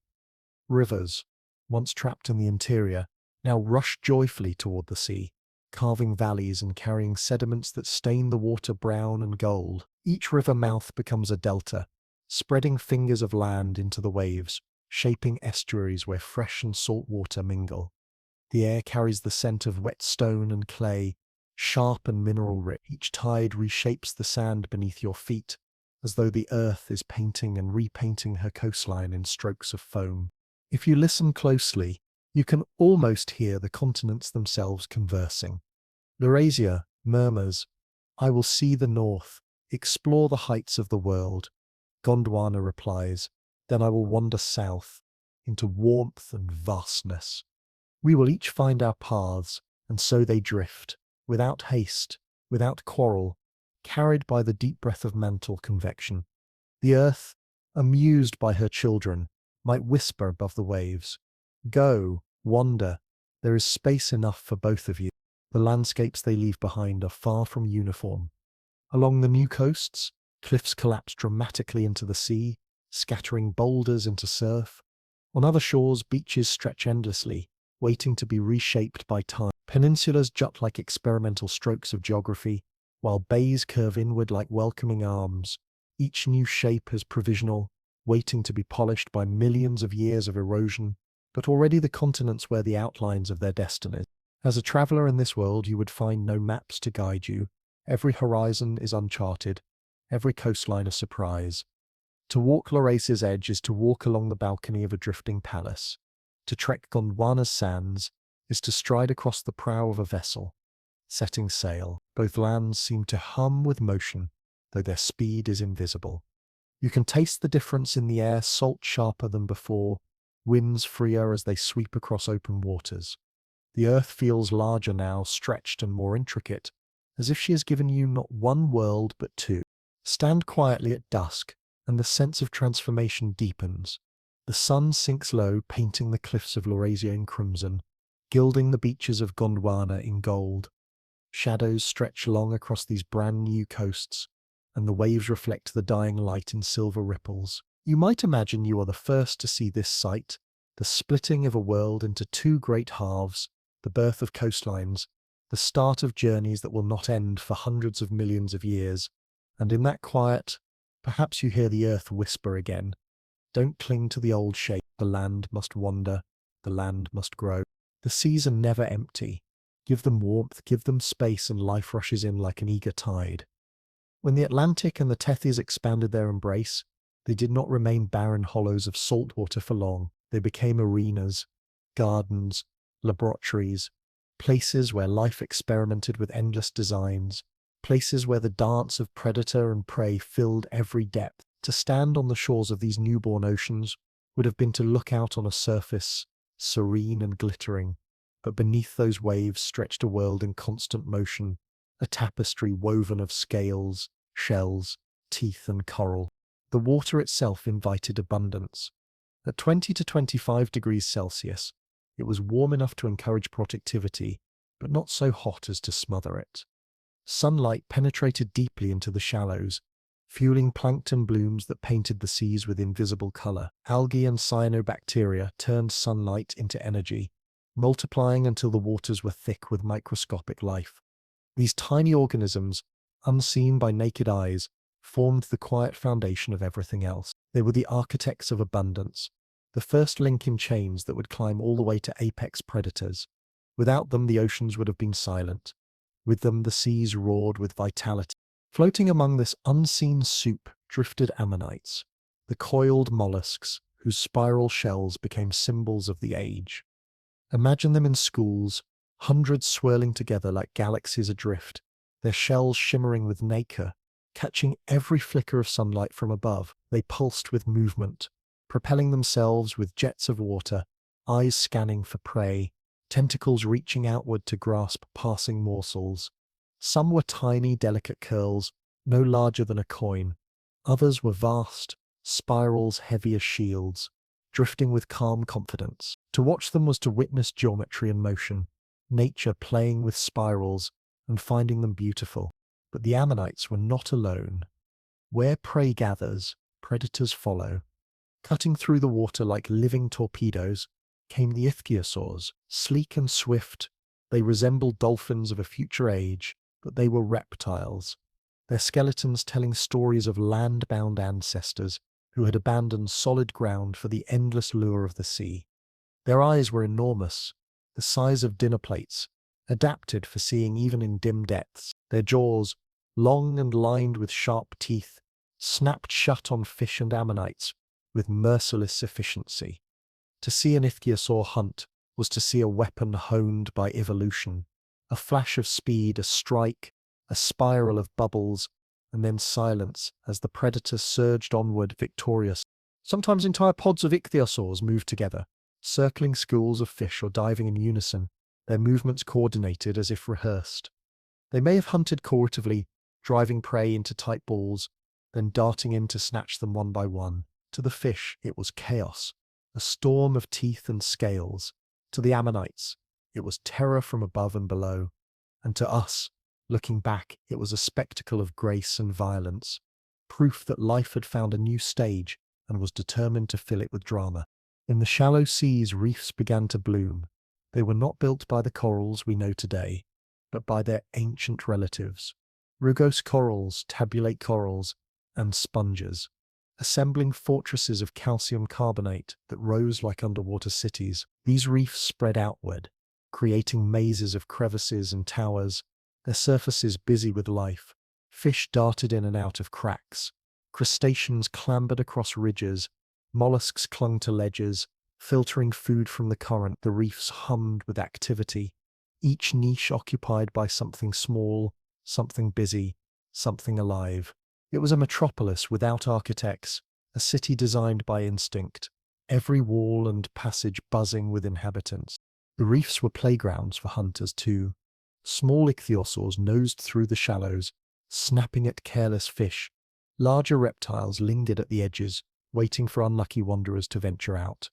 Even ammonites, drifting closer to feed on plankton, risked ambush among the coral towers. The reefs offered both refuge and peril, as if the earth herself enjoyed mixing safety with danger in the same place. Beyond the reefs, in the open water, the seas stretched into blue infinity. Shoals of fish moved like single organisms, hundreds turning in perfect synchrony to avoid predators. Sharks, ancient survivors, patrolled with tireless patience, their silhouettes gliding just beneath the surface. Rays flapped their wings silently, rising and falling through beams of sunlight. The open ocean was both empty and full, vast distances where nothing seemed present. Yet always, somewhere just out of sight, a hunter lurked, a school scattered, a drama unfolded. To dive deeper was to enter mystery. The ichthyosaurs ventured far into the twilight zones, chasing prey into gloom where their great eyes gave them advantage. Ammonites spiraled downward, their gas chambers adjusting buoyancy, drifting in eerie calm among shadowy forms. Down there, sunlight was faint, replaced by a dim green glow. Shapes passed like ghosts, unfamiliar, fleeting, part of an ocean still inventing itself. The deep was no less alive than the shallows. It was simply quieter, more secretive, a place where the rules of light no longer applied. The humor of it all is easy to imagine. Picture an ammonite spiraling along peacefully, only to find itself staring into the dinner plate eye of an ichthyosaur. If it had a voice, perhaps it would sigh. Of course. I knew the spiral was too beautiful to last. Or imagine a reef crab scuttling confidently across a coral ridge, only to find itself plucked up by a fish and swallowed whole. Its final thought perhaps something like, well, that escalated quickly. The seas were full of such moments. Everyday tragedies played out in comic silence, the endless theatre of predator and prey. What made these ecosystems so vibrant was not only warmth but nutrients. The young oceans were restless, their currents unstable, their seafloors still new. Upwellings of water carried minerals from the depths to the surface, fertilizing plankton blooms. Rivers pouring from the continents delivered sediments rich in nutrients, feeding coastal productivity. Everywhere, the chemistry of abundance supported the biology of diversity. The seas of this time were not barren expanses, but fertile crescents, places where life multiplied with enthusiasm, and life responded with creativity. Ammonites diversified into countless forms, some with shells tightly coiled, others with bizarre, uncoiled spirals, still others with ridges and spines like decorative armor. They seemed to treat evolution as a fashion show, trying every variation of the spiral to see which would succeed. Ichthyosaurs, too, experimented, ranging from small, agile species to giants the size of buses, their bodies sleek and built for endless swimming. Some species chased fish, others specialized in ammonites. Still others prowled the depths for whatever prey they could find. The reefs, likewise, grew more elaborate, layer upon layer of coral skeletons building structures that lasted for millennia. Each reef was a palimpsest of generations, the living corals sitting atop the bones of their ancestors, building higher, stronger, more complex. Fish adapted to the maze, developing new body shapes to dart into crevices, new patterns to camouflage against coral walls. Predators evolved sharper senses to find them, and so the arms race continued, an unending spiral of adaptation and counter-adaptation. The oceans of this age were not static, they were alive with invention. To float among them would have been to witness a kaleidoscope, each turn revealing new colors, new forms, new dramas. The earth had given life a canvas of water and warmth, and life had splashed it with exuberance. At the surface, sunlight danced on waves, glittering across the shells of ammonites, flashing on the backs of ichthyosaurs as they leapt for air.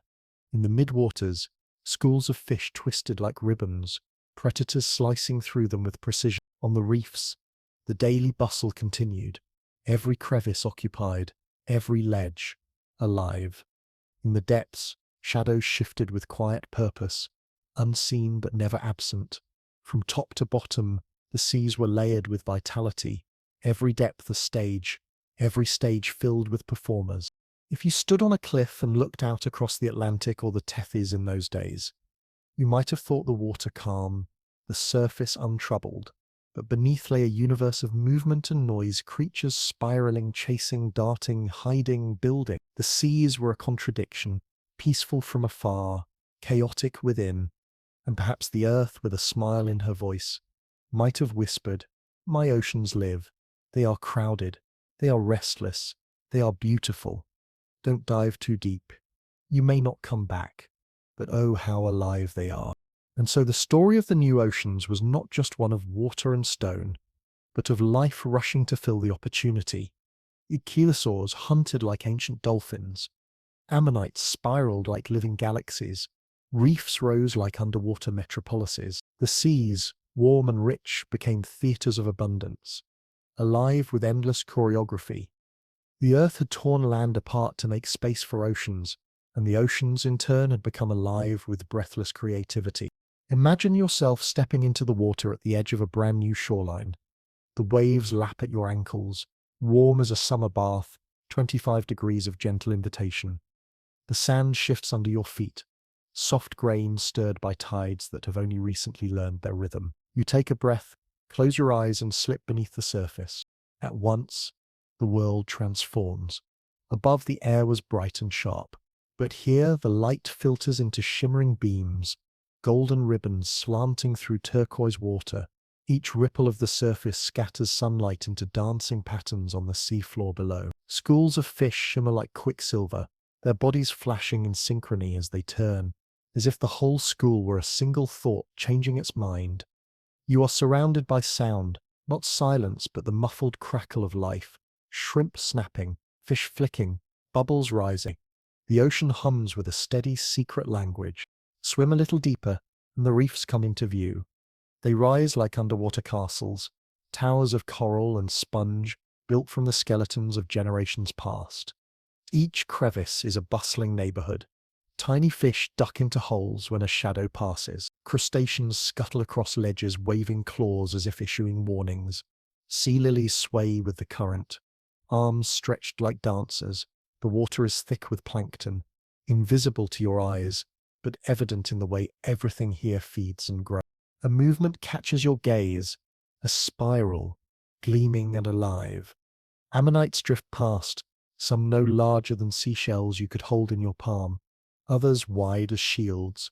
Their tentacles unfurl with delicate precision, grasping at morsels drifting on the current. Their shells glisten, patterned with ridges and colors that flash in the sunbeams.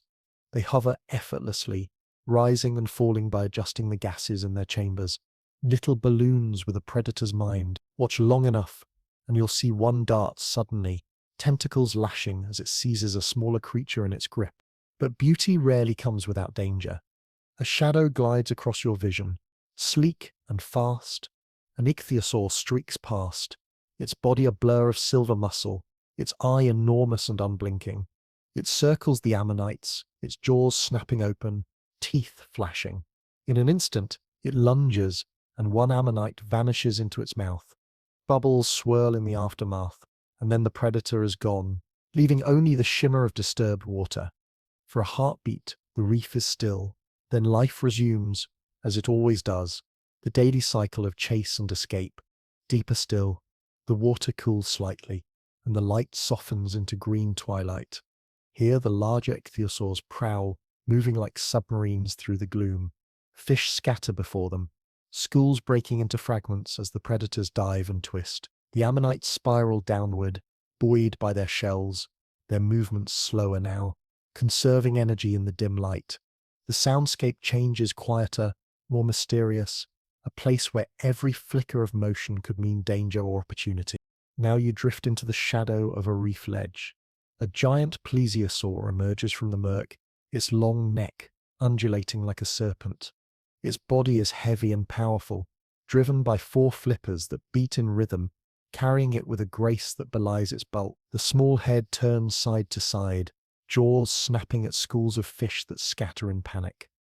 The plesiosaur glides past, its body brushing a curtain of plankton that glows faintly in the dimness. For a moment you glimpse its silhouette against the last rays of sunlight from above, and then it is gone, swallowed by the deep. At last, you sink to the seafloor. The sand here is patterned with ripples from currents, dotted with shells and the occasional carcass left half buried. Strange worm-like creatures leave trails as they burrow.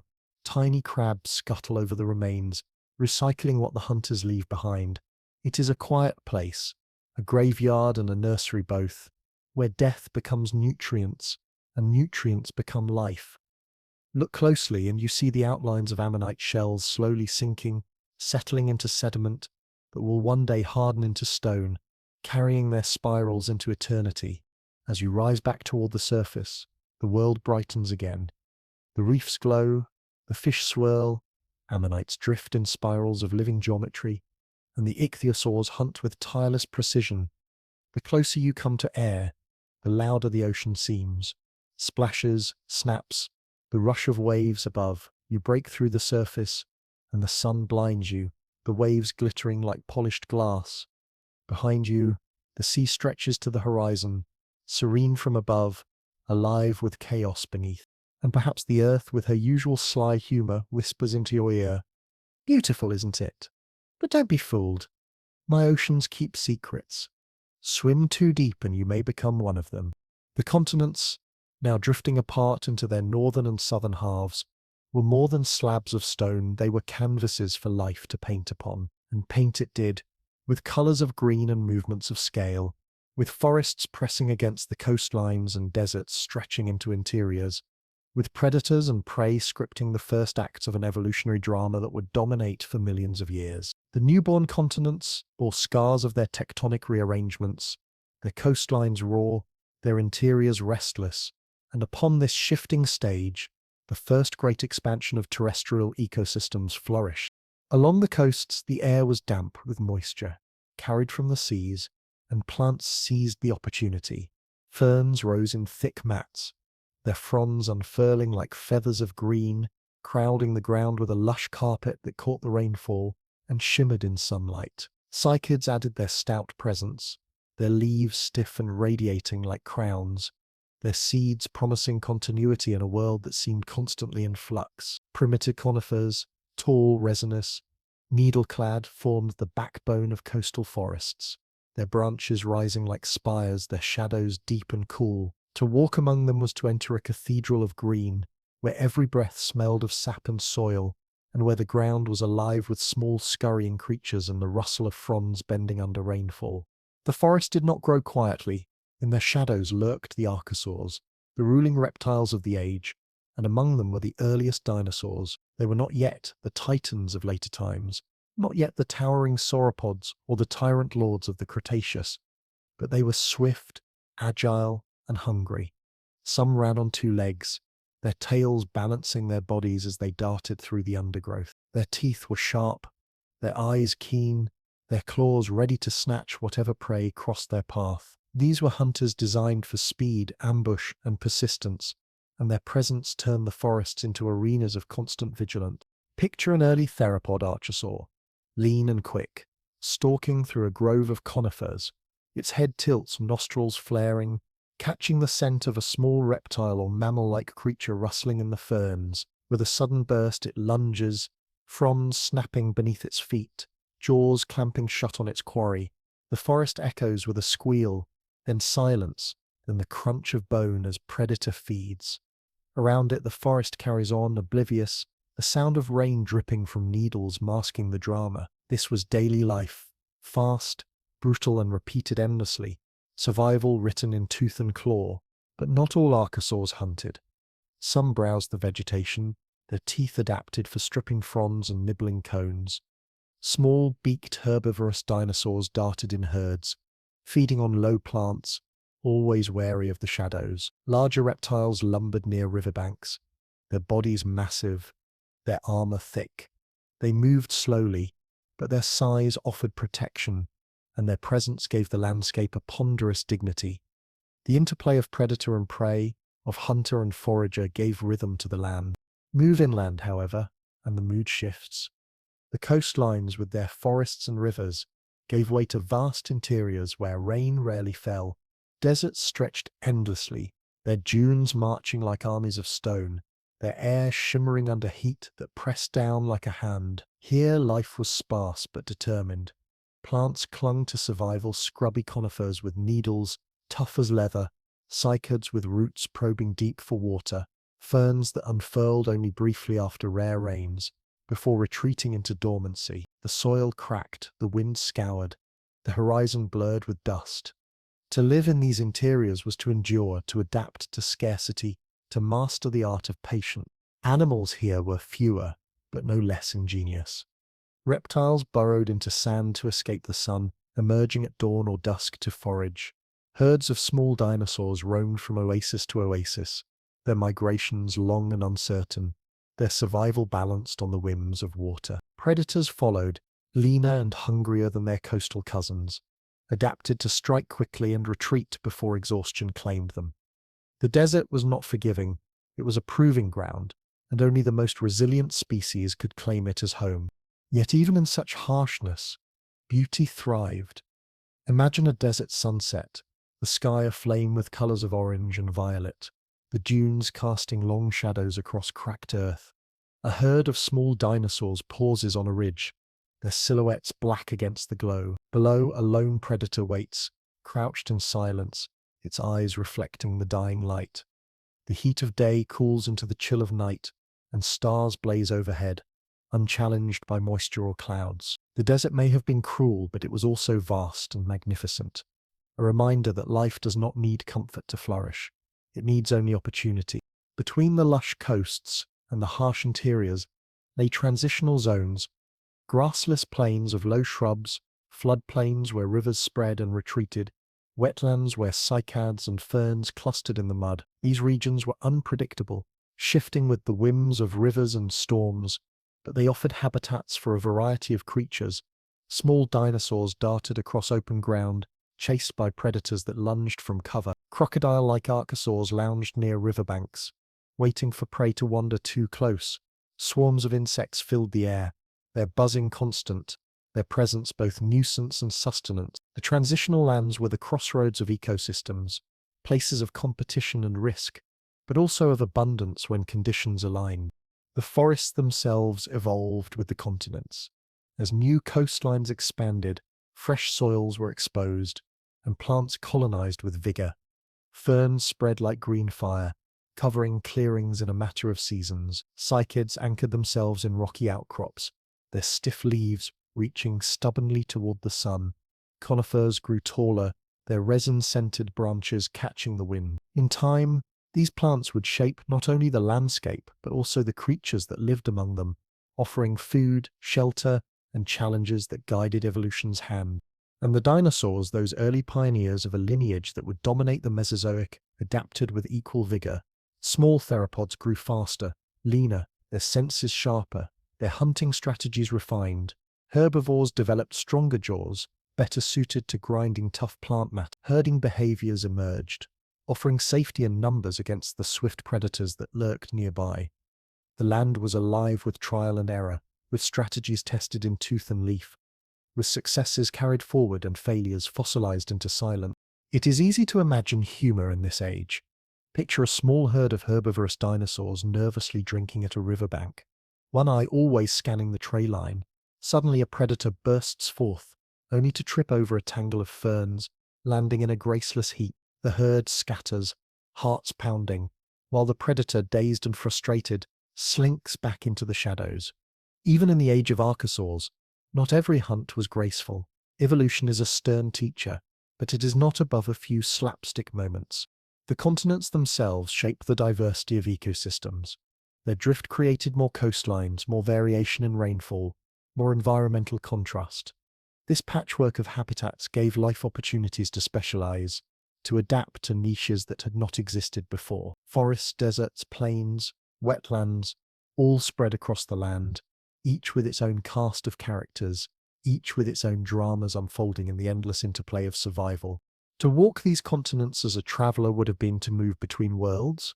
Along the coast you would hear the steady drip of rain from conifer branches, smell the rich musk of wet soil, see ferns stretching toward the canopy, while predators stalked in silence. In the plains you would feel the ground tremble as herds moved, their feet pounding the earth in unison. In the deserts the silence would be oppressive, broken only by the hiss of wind over dunes and the distant call of something unseen. And everywhere the sense of life pressing forward, adapting, seizing every chance the land offered. At dusk the forests glowed with the last light, ferns casting long shadows, predators crouched in stillness. In the deserts, stars ignited above, casting pale silver across dunes where small reptiles emerged cautiously from burrows. On the plains, herds settled in circles, eyes watching the dark for predators. Each environment held its own rhythm, its own music of survival. And the earth, in her deep, patient voice, might have whispered, "This is the trial. Survive the heat, the hunger, the chase. Those who endure will write the next chapter." The birth of these continental ecosystems was not gentle, nor was it static.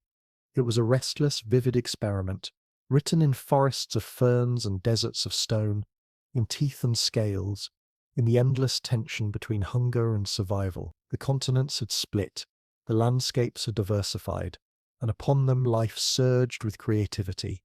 Early dinosaurs strode the land, ferns unfurled their green banners, conifers climbed toward the sky, and deserts tested every living thing with fire and thirst. This was the Earth's challenge and her promise to thrive, to adapt, to endure. And life, resilient as ever, accepted the invitation. Dawn arrives on Laurasia's coastal forest. The first light filters through tall conifers, their resin-scented needles dripping with last night's rain. Mist clings low to the ground, curling between trunks and across the fern carpet. A small herd of herbivorous dinosaurs, beaked, bird-like, no taller than your waist, shuffle into a clearing.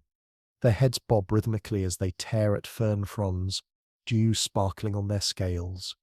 One pauses, lifts its head, and snorts, the sound sharp against the quiet. Its eye darts nervously to the tray line. All is still.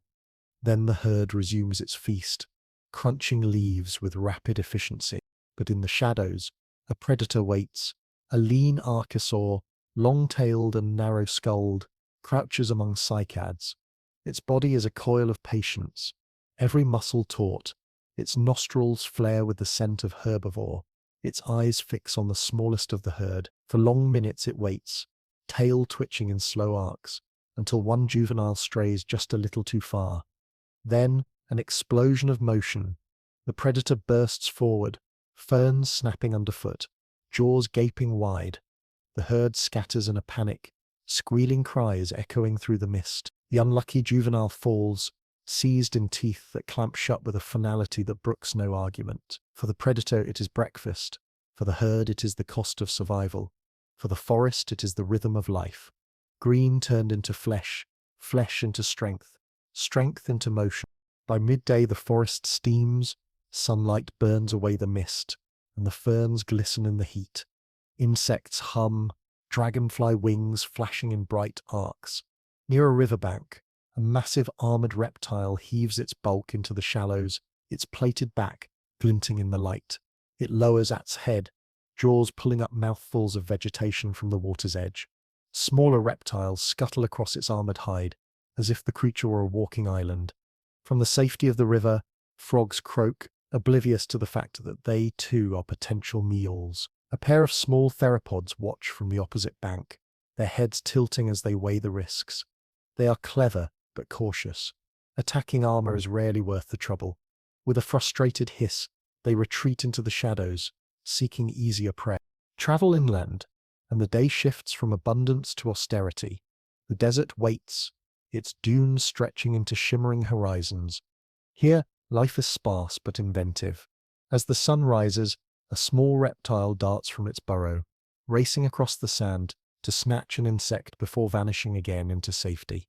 Larger creatures, built for endurance, stride slowly, conserving energy. A small pack of desert dinosaurs moves together, their long legs carrying them over dunes with steady pace. Their throats rumble softly, perhaps in communication, perhaps in complaint. They stop at the edge of a dry basin, sniff the air, and begin to scrape the ground. Hidden beneath the crust lies a pocket of moisture, barely enough to sustain them. They drink, sharing the meager bounty, before moving on. Above them, vultures of a primitive kind circle, ever watchful for weakness. In the desert, every drop of water and every scrap of flesh is claimed quickly. Evening descends, and the plains between coast and desert come alive with motion. Herds of small herbivores gather near a river, their calls echoing as they drink cautiously. Dust rises in clouds as their feet stamp the soil, a constant rumble like distant thunder. Predators lurk at the edges, eyes gleaming in the half-light, but for now they wait. The herd is strong in numbers, and predators thrive on opportunity, not suicide. Instead, the hunters slink into the tall cycads, waiting for the night to scatter the herd into smaller groups. As stars prick the sky, the forest grows restless. Nocturnal hunters emerge, their eyes reflecting the faint light of the moon. Insects swarm in great clouds, their wings humming a chorus that fills the air. Small dinosaurs, more nimble than their daytime cousins, flit through the underbrush, snapping up prey. In the canopy, conifers creak as night winds stir their needles. The air cools, the humidity rises, and the ground glistens again with dew. For every creature settling into rest, another stirs awake, and the cycle begins anew. Through all of this, the hunts, the herds, the deserts, the forests, the plants remain the quiet architects of the age. Ferns rise each morning, spreading their fronds to drink in the light.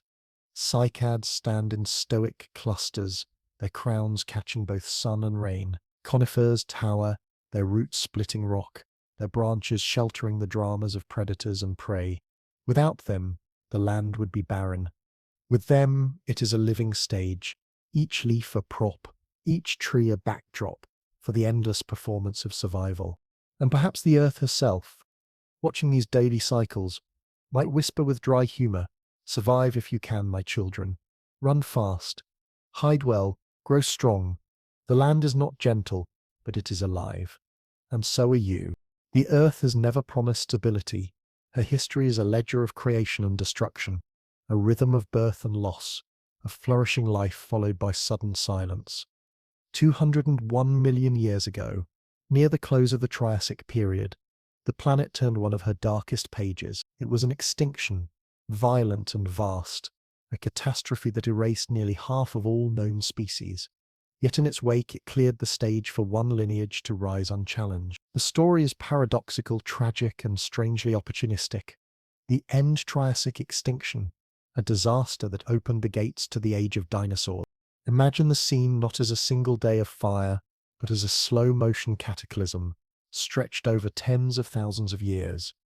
It begins with the deep rumble of the Earth's mantle pressing upward, a pressure no crust could contain forever. Cracks tore across Pangea's remains, and the central Atlantic magmatic province erupted in fury. These eruptions were not the polite cones of postcard volcanoes. They were colossal fissures that vomited lava in sheets, floods of molten rock spreading for hundreds of kilometers. The land glowed red, the skies darkened with ash, and the air filled with the acrid breath of sulfur and smoke. Entire landscapes drowned in basalt, forests burned to stumps, rivers boiled, and creatures fled in panic, only to find nowhere safe to go. The eruptions came not once but in waves, each episode lasting centuries, separated by lulls that gave life false hope before the next inferno resumed. Lava poured across continental rifts, layer upon layer building plateaus that stretched farther than the eye could see. The earth, restless and relentless, was engaged in her most violent renovation project, and the tenants of her surface paid the price. But the true killer was not the lava alone. It was what the eruptions exhaled. Carbon dioxide, released in staggering volumes, thickened the atmosphere. The planet's natural thermostat spiked. Concentrations of carbon dioxide soared, climbing well beyond 2,000 parts per million at peaks, far higher than the levels of the Triassic world before the eruptions. The greenhouse effect intensified, trapping heat like a planetary oven. Global temperatures climbed to averages above 30 degrees Celsius, some regions even hotter. The heat was not a brief wave of summer, it was a geologic fever, one that lasted for millennia. Climate chaos followed. The warmth drove evaporation into overdrive, swelling the skies with water vapor. Rains fell in torrents near coasts, carving the land into gullies, while the interiors withered into even harsher desert. Storms raged, unpredictable and fierce. Lightning splitting skies blackened with volcanic ash. The very seasons themselves seemed to lose rhythm, swinging wildly between extremes. For creatures accustomed to the Triasic's earlier climate patterns, the shift was not gradual adaptation, but brutal upheaval. The oceans, too, bore scars. As carbon dioxide dissolved into their waters, acidity rose. Shell-building organisms struggled, their skeletons thinning, their defenses weakening. Warmer temperatures stripped oxygen from the seas, suffocating creatures that needed it most. Vast stretches of ocean became dead zones, lifeless expanses where survival was impossible. The oceans, once engines of diversity, grew silent in places, their abundance cut nearly in half. On land and in water, the toll was devastating. Estimates suggest that 50% of all known species vanished by the close of this extinction. Entire lineages of reptiles, amphibians and marine creatures disappeared, insects dwindled, forests thinned, and once thriving groups of archosaurs, those formidable reptilian relatives of crocodiles, collapsed under the pressure. It was as if the earth had shaken her shoulders, sending half her passengers tumbling into oblivion. And yet, as cruel as it was, extinction is never random. Some creatures survived, and in their survival lay the seeds of dominance. Among those survivors were the early dinosaurs, small and agile compared to the behemoths they would one day become. Their physiology, perhaps better suited to extremes, carried them through where others failed. Their lungs, more efficient, allowed them to cope with lower oxygen levels. Their ability to regulate body heat more effectively than many of their rivals gave them an edge in the sweltering climate. While others gasped and withered, dinosaurs adapted, endured, and multiplied. The stage was cleared. Competitors that once kept dinosaurs modest in number were gone, their ecological niches empty, their roles abandoned, and like opportunists in a grand drama, the dinosaurs stepped forward. What was once a chorus became a solo. What was once one among many became the main act. In tragedy lay opportunity, and in destruction lay the foundation of the Mesozoic's most iconic rulers. To us, looking back, it might feel like a cruel joke. The earth unleashed fire and poison, drowned half its inhabitants, and yet the outcome was a golden age for dinosaurs. But this is the strange alchemy of evolution.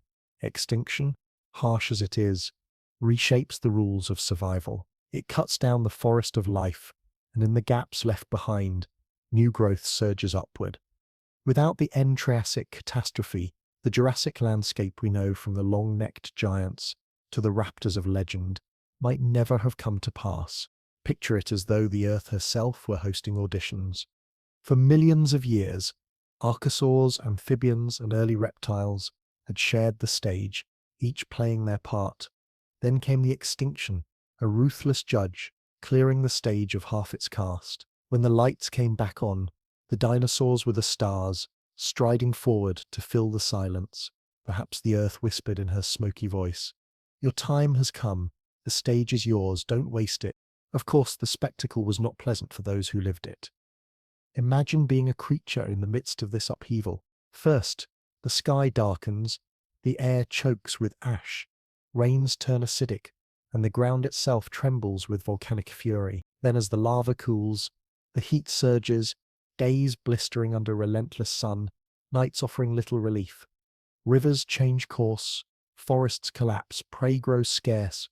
One by one, species vanish, and the world grows emptier. Yet among the survivors, desperation sharpens into innovation. A small dinosaur stalks the ruins of a forest, its steps cautious, its senses alert. It finds insects among fallen logs, catches lizards darting in the shadows, survives where larger predators cannot. Its resilience is quiet, unremarkable in the moment, but it is the seed of empire. The irony of this extinction is that it was both merciless and fruitful.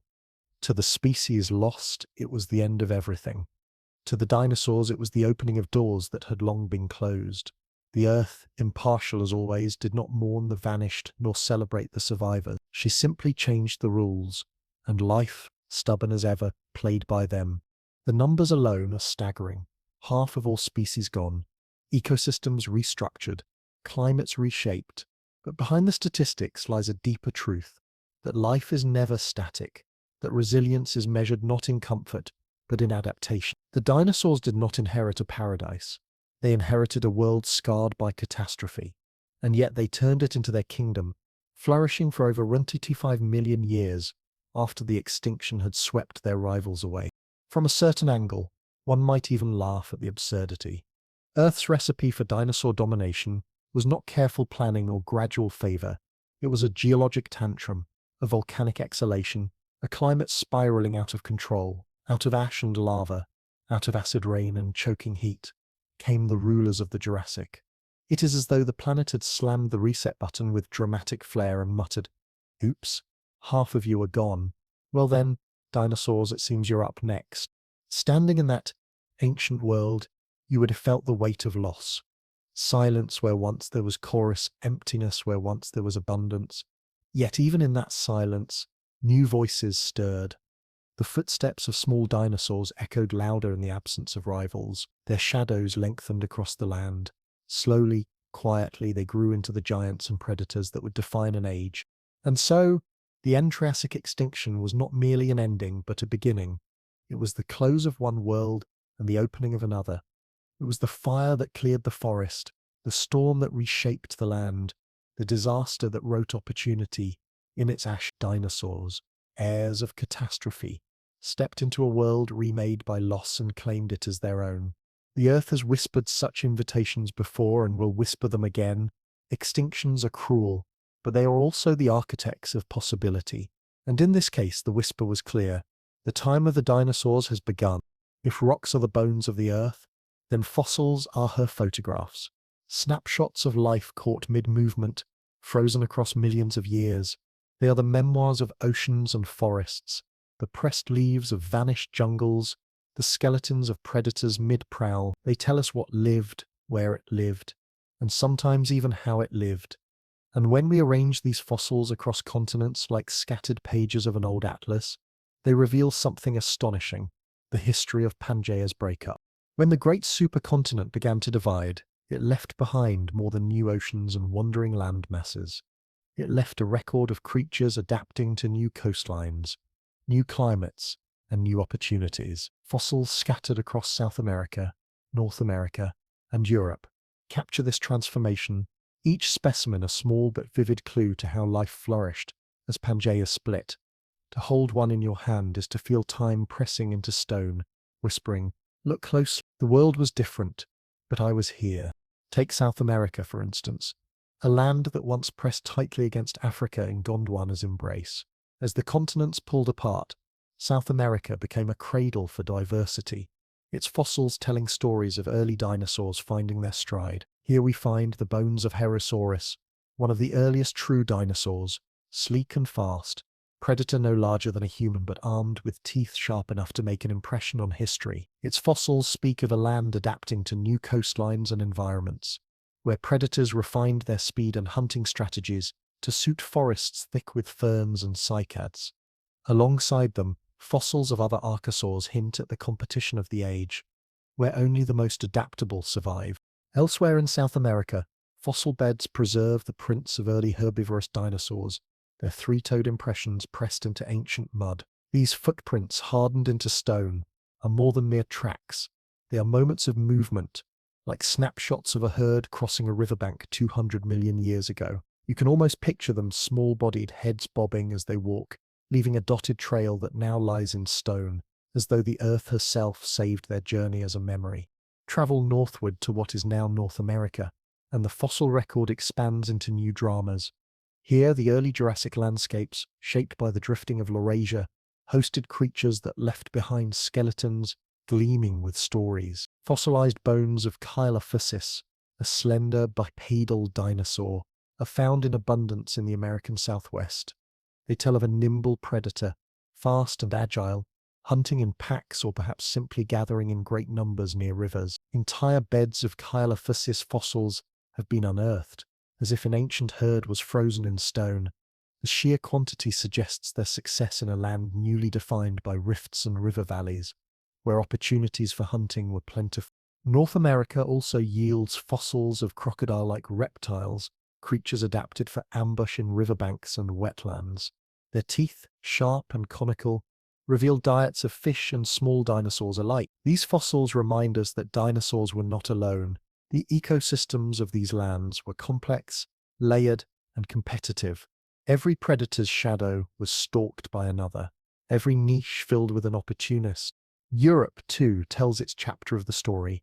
Once pressed close to North America before the Atlantic widened, Europe became a patchwork of islands, shallow seas, and coastal plains. Here, fossils of small dinosaurs and early mammals emerge, tucked into stone layers that once formed muddy floodplains. The diversity is striking.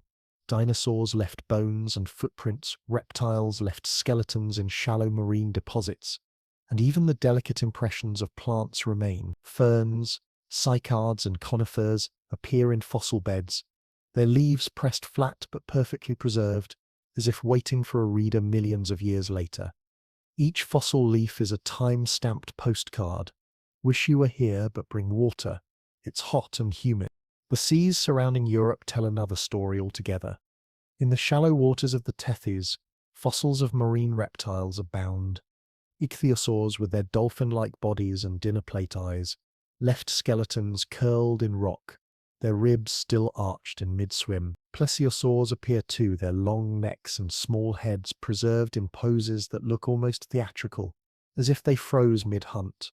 Alongside them are ammonites, their coiled shells pressed into limestone, each one a perfect spiral of survival. These marine fossils from Europe are not just relics of animals, but echoes of oceans themselves, proof that as continents separated, seas teemed with new life, warm and rich with nutrients. Fossils across these continents tell not only what lived, but also where it lived, and this geography matters. The same or similar species appear on separate continents, their fossils a mirror across the Atlantic. Early dinosaurs in South America resemble cousins in Africa. Ammonites in Europe match shells in North America. Such parallels are fingerprints of a world that was once united, a single canvas, before Pangea's drift tore it apart. The fossils whisper in unison, "We were neighbors once." And as the continents drifted further, fossils begin to show divergence, different forms, different adaptations, different experiments by evolution responding to new conditions. South America's early dinosaurs took one path, Europe's another, North America's yet another, like siblings moving into different houses. Their lives diverged, their descendants shaped by the quirks of climate and geography.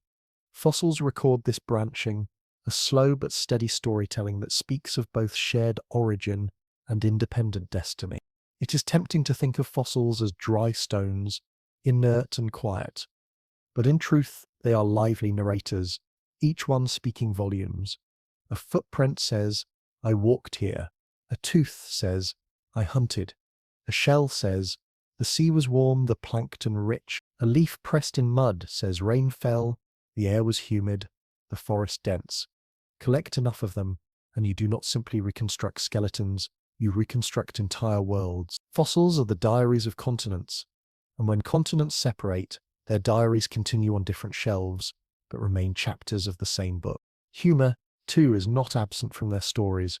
Imagine an ammonite fossil, spiraled and neat, muttering from the rock. "I may be extinct, but at least my design is timeless." Or a dinosaur footprint, 3 toes splayed across a slab, sighing, "I was just walking to get water, and now I'm famous for eternity." Fossils carry gravitas, yes, but also the gentle absurdity of life caught in a geological freeze frame, unaware that their casual day would become a monument. The record is not perfect, of course.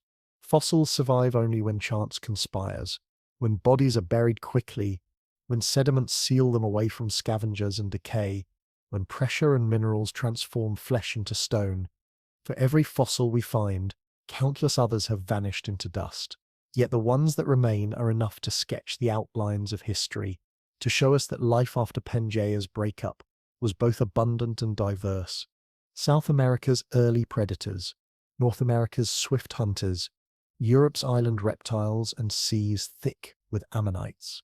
Together they form a chorus that sings of adaptation. The continents, once united, now drifting, became laboratories of diversity, and fossils are the evidence, the receipts, the proof that the experiment was real. To walk through a fossil bed today is to walk through a gallery of deep time. Each stone slab is a canvas, each imprint a brushstroke, each skeleton a mural. The message is simple but profound. Life changes, continents move, worlds reshape, but traces remain. They are the Earth's own archive, a record not written in ink, but pressed into stone. And perhaps if the Earth herself could speak through these fossils, she would chuckle and say, "See? I told you I've changed. Don't take my word for it, just look at the rocks." So the fossils remain scattered across South America, North America, Europe and beyond, not as mere curiosities but as storytellers. They remind us of the supercontinent that once was, the drift that followed, and the diversity that bloomed in its wake. They are photographs in stone, postcards from vanished landscapes, diaries of life etched into rock, and in their silent testimony the history of Pangea's breakup becomes not just geology, but memory. Science, at its heart, is a conversation, sometimes calm, sometimes heated, always restless. And when it comes to the breakup of Pangea, that ancient supercontinent that once held most of the Earth's land in its embrace, the conversation has been going on for decades. The facts seem straightforward at first glance. Pangea began to split apart around 200 million years ago, its fragments drifting into Laurasia to the north and Gondwana to the south. The continents crept apart at a speed of 2 to 5 centimeters per year, not unlike the pace at which our fingernails grow. Yet, when scientists peer closer, the story is anything but simple. The rate of separation, the sudden explosion of diversity and life that followed, and the evolutionary accelerations that seemed almost too fast to believe, all of these remain puzzles that invite both fascination and debate. Imagine for a moment that you are standing on Pangea just before it begins to break. The land beneath your feet is solid, seemingly eternal. Then, imperceptibly at first, it starts to move. 2 to 5 centimeters a year does not sound like much. You could walk faster, run faster, even crawl faster. Yet, given millions of years, those centimeters add up to oceans. A rate of just 3 centimeters per year, sustained for 100 million years, amounts to 3,000 kilometers, enough to push continents into entirely new hemispheres. It is a glacial crawl that becomes a planetary sprint, an almost comical reminder that time magnifies everything. The humor lies in the contradiction. Tectonic plates move slower than a snail, yet manage to redraw the world. Scientists agree that the continents drifted, but the debate sharpens when they ask, how did this pace influence life? For as Pangea split, something remarkable occurred. Life did not merely adapt, it diversified with startling speed. New species appeared, new lineages flourished, and ecosystems blossomed into forms far richer than before. The question that lingers is why? Why should the slow tearing of rock provoke such a sudden riot of variety? Why, when the continents moved apart at a rate barely noticeable in a human lifetime, did life seem to leap forward in evolutionary bursts? One explanation points to geography. As continents drifted, new coastlines formed, and coastlines are fertile places for diversity. They provide varied habitats, estuaries where rivers meet seas, lagoons sheltered from storms, cliffs exposed to winds, wetlands fed by tides. Diversity of environment begets diversity of life. Perhaps then the splitting of Pangea simply multiplied the niches available, creating opportunities for species to specialize, adapt, and thrive. Yet while this explains part of the story, it does not capture the speed, the suddenness that still surprises. Another explanation invokes climate. As landmasses shifted, so too did winds, currents, and rainfall. Interiors that were once dry deserts gained access to moisture from nearby seas. Regions that had been hot grew cooler, others that were temperate grew warmer. The climate map of the Earth redrew itself, creating a patchwork of microenvironments. In such patchworks, species can diverge quickly, adapting to local conditions in bursts of specialization. It is like a grand evolutionary lottery. Scatter the tickets wide, and winners emerge in strange, unexpected forms. Yet again, while this mechanism is persuasive, the scale of diversification after Pangea's breakup still stretches the imagination. Then comes the question of pace. Was 2 to 5 centimeters per year really fast? To human senses, it is glacial. To geologic processes, however, it is brisk. Some scientists argue that the speed of Pangea's separation was unusually rapid compared to other tectonic shifts, creating stress volcanism and environmental upheaval that turbocharged evolution. The Earth was restless, fissures opening, magma rising, new basins forming. Every such event created challenges for life, and challenges often spark innovation. Perhaps the continents did not simply drift. They sprinted by the standards of deep time, and in sprinting, they forced life to keep pace. Still, questions remain unanswered. Why did certain groups diversify spectacularly, while others faltered? Why did some creatures adapt to new coastlines while others vanished? The record shows bursts of new species, sudden expansions that seem almost too abrupt for the usual slow march of natural selection. It is as if evolution had pressed the fast-forward button, and scientists are still puzzling over what hand nudged it. Humor slips into the debate when one considers the perspective of the Earth herself. If she could speak, perhaps she would shrug and say, "Of course I separated Pangea quickly. I was bored with one big continent. I needed variety." Or perhaps she would grin slyly, "Life needed a push, so I gave the plates a shove."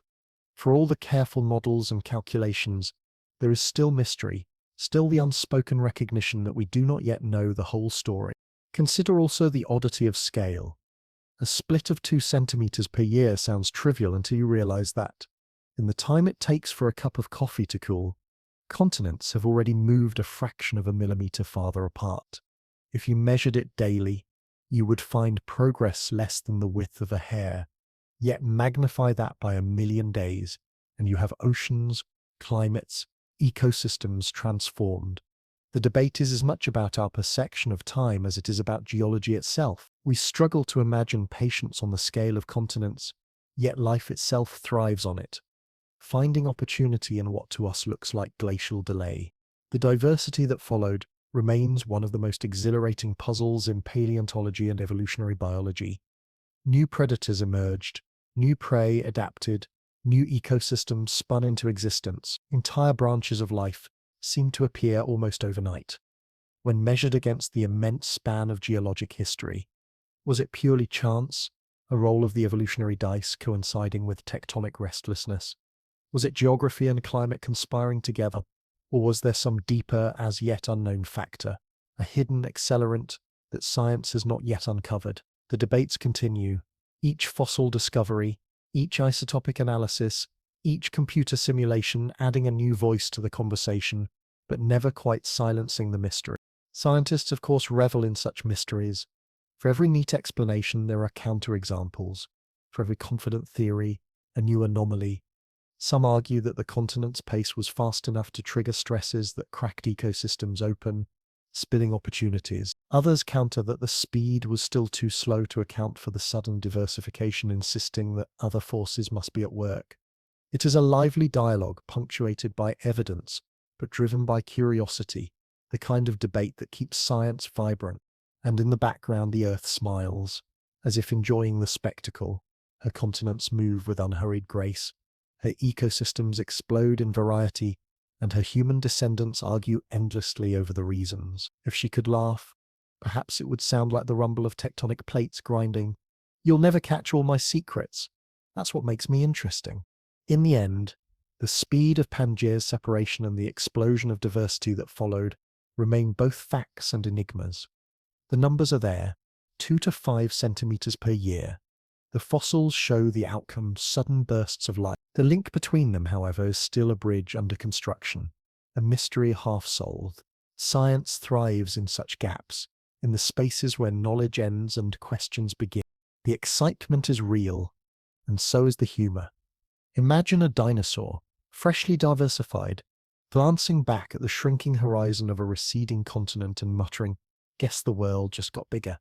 Time to evolve faster." Or picture the Earth herself, chuckling at her impatient offspring, "You want answers already, but I've only just started the game." And so, the debate continues, lively and unresolved. Was the breakup of Pangea unusually fast?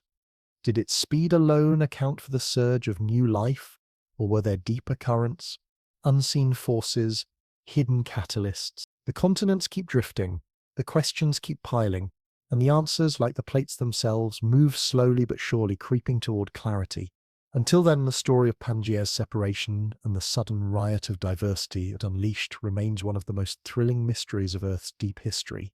Not a closed case, not a final chapter, but an ongoing conversation between stone and science, between past and present, between questions and the stubborn silence of the Earth. And perhaps that is the true gift of such mysteries. Not just answers, but the thrill of the chase, the delight of wondering, the joy of asking. When we imagine the Triassic world, our minds often fill with sharp-toothed predators, swift-footed archosaurs, and the early dinosaurs striding across the land. But behind all their drama, another story was unfolding quietly, steadily, and with far less attention. It was the story of plants, ferns spreading like green carpets, cycads lifting their crowns into the sun, and conifers rising as the forests of their age. These plants were not just decoration, they were the very foundation of the ecosystems that thrived across the drifting continents. Without them, no predator would have hunted, no herbivore would have grazed, and no ecosystem would have endured. They were the silent architects of survival. Step first into the coastal forests of the Triassic, where moisture carried from nearby seas nurtured dense vegetation. Ferns dominated the undergrowth, their fronds unfurling in spirals of green, stretching upward to capture sunlight. They reproduced with spores rather than seeds, and their strategy was abundance, spreading by the millions, filling every damp nook with their delicate feathered leaves. To walk through such a forest was to wade through a sea of green, waist-high fronds brushing against your legs, spores drifting invisibly on the air like tiny messengers of continuity. Above them towered the cycads, plants that might strike us today as oddly prehistoric even in modern gardens. With stout, woody trunks and stiff, radiating leaves, they resembled palm trees in silhouette, though their biology was different. Their crowns stood like green explosions, their seeds encased in hard shells, their resilience legendary. Cycads thrived in the Triassic heat, enduring both drought and flood, anchoring themselves stubbornly in rocky soils and sandy flats alike. Their presence gave structure to the landscape, their stiff leaves sheltering small animals, their seeds offering nourishment to creatures daring enough to crack their tough coats. And then there were the conifers, the great architects of shade and forest, tall and resinous. They stretched toward the sky, their needles clustered in tufts, their cones heavy with seeds. These were the giants of the Triassic plant world, the trees that provided cover for herds, nesting grounds for reptiles, and stability for the soils of the new coastlines. The smell of sap and resin hung in the air, pungent and sharp, an aroma that would have been familiar to us even now. Their presence created a sense of permanence, of forests that could endure through storms and droughts, binding the landscape into coherence. Together, these three groups, ferns, cycads, and conifers, wove the fabric of Triassic ecosystems. They adapted to the heat, the aridity of interiors, and the shifting climates of coastlines. Where deserts stretched, only the hardiest cycads and conifers survived, their roots digging deep for water, their leaves armored against evaporation. Where wetlands formed, ferns spread like wildfire, filling the air with spores, carpeting the soil with green. Each plant filled a niche, and together they ensured that life not only survived, but flourished. It is tempting to think of plants as passive, as backdrops to the action of animals. But in truth they were the drivers. Herbivores fed on their fronds, seeds and cones, and carnivores in turn fed on those herbivores. Entire food webs balanced precariously on the ability of plants to grow, adapt and replenish. Without ferns, cycads and conifers, the Triassic world would have been silent, its predators starved of prey, its ecosystems empty. Plants were the fuel of the age, and they burned steadily, quietly, and without pause. Imagine a small herd of early herbivorous dinosaurs moving along a riverbank. They lower their heads into a thicket of ferns, tearing fronds with quick bites, their jaws working tirelessly. Every mouthful they take is sunlight made solid, energy captured by chlorophyll and handed up the chain of life. The herd moves onward, leaving trampled stems in their wake, but the ferns recover quickly. Within days, new fronds unfurl, spores scatter, and the cycle begins again. Plants had evolved resilience to grazing, a strategy of abundance that allowed them to endure even in the face of constant consumption. The cycads offered a different challenge. Their leaves were stiff and sometimes laced with toxins, discouraging all but the most determined herbivores. Yet their seeds, rich in nutrients, were irresistible prizes. Small reptiles, early mammals, and even dinosaurs would crack them open, feasting on the energy within. The cycads did not lose in this arrangement. They spread their seeds farther, carried in the stomachs of wanderers, deposited in new soils where roots could take hold. Every bite was both a risk and a reward, a negotiation between plant and animal that shaped the survival of both. Conifers, with their tall stature, demanded different strategies. Their needles and cones were not easily reached by small creatures, but taller herbivores stretched upward, stripping branches while fallen cones littered the ground, offering seeds to any animal clever enough to pry them apart. The forests of conifers became havens for life, their trunks sheltering shade-loving ferns, their branches home to nesting reptiles, their roots binding soils against erosion. They were ecosystems within themselves, each tree a community, each forest a continent in miniature. Across the interiors, where rain was scarce and heat unrelenting, plants faced a harsher test. Here the deserts sprawled, their dunes shifting like oceans of stone. Few plants could survive in such places, but those that did were marvels of endurance. Cycads grew with roots that probed deep into the earth, their crowns stiff and unyielding, the seeds waiting patiently for conditions to turn favorable. Scrubby conifers clung to rocky outcrops, their needles conserving every drop of water, their resin protecting against desiccation. These plants taught a simple lesson. Survival does not always mean abundance, but persistence. To endure is victory enough. The humor of it lies in their stubbornness. If plants could speak, perhaps the ferns would boast, "I spread by millions, try to stop me." The cycads would reply, "I am armored and ancient, nibble my leaves if you dare," and the conifers, towering above them, might rumble, "I will outlast storms and drought. My resin is my shield, my cones my legacy." Each plant had its strategy, its survival script, and together they performed the green chorus of the Triassic Age.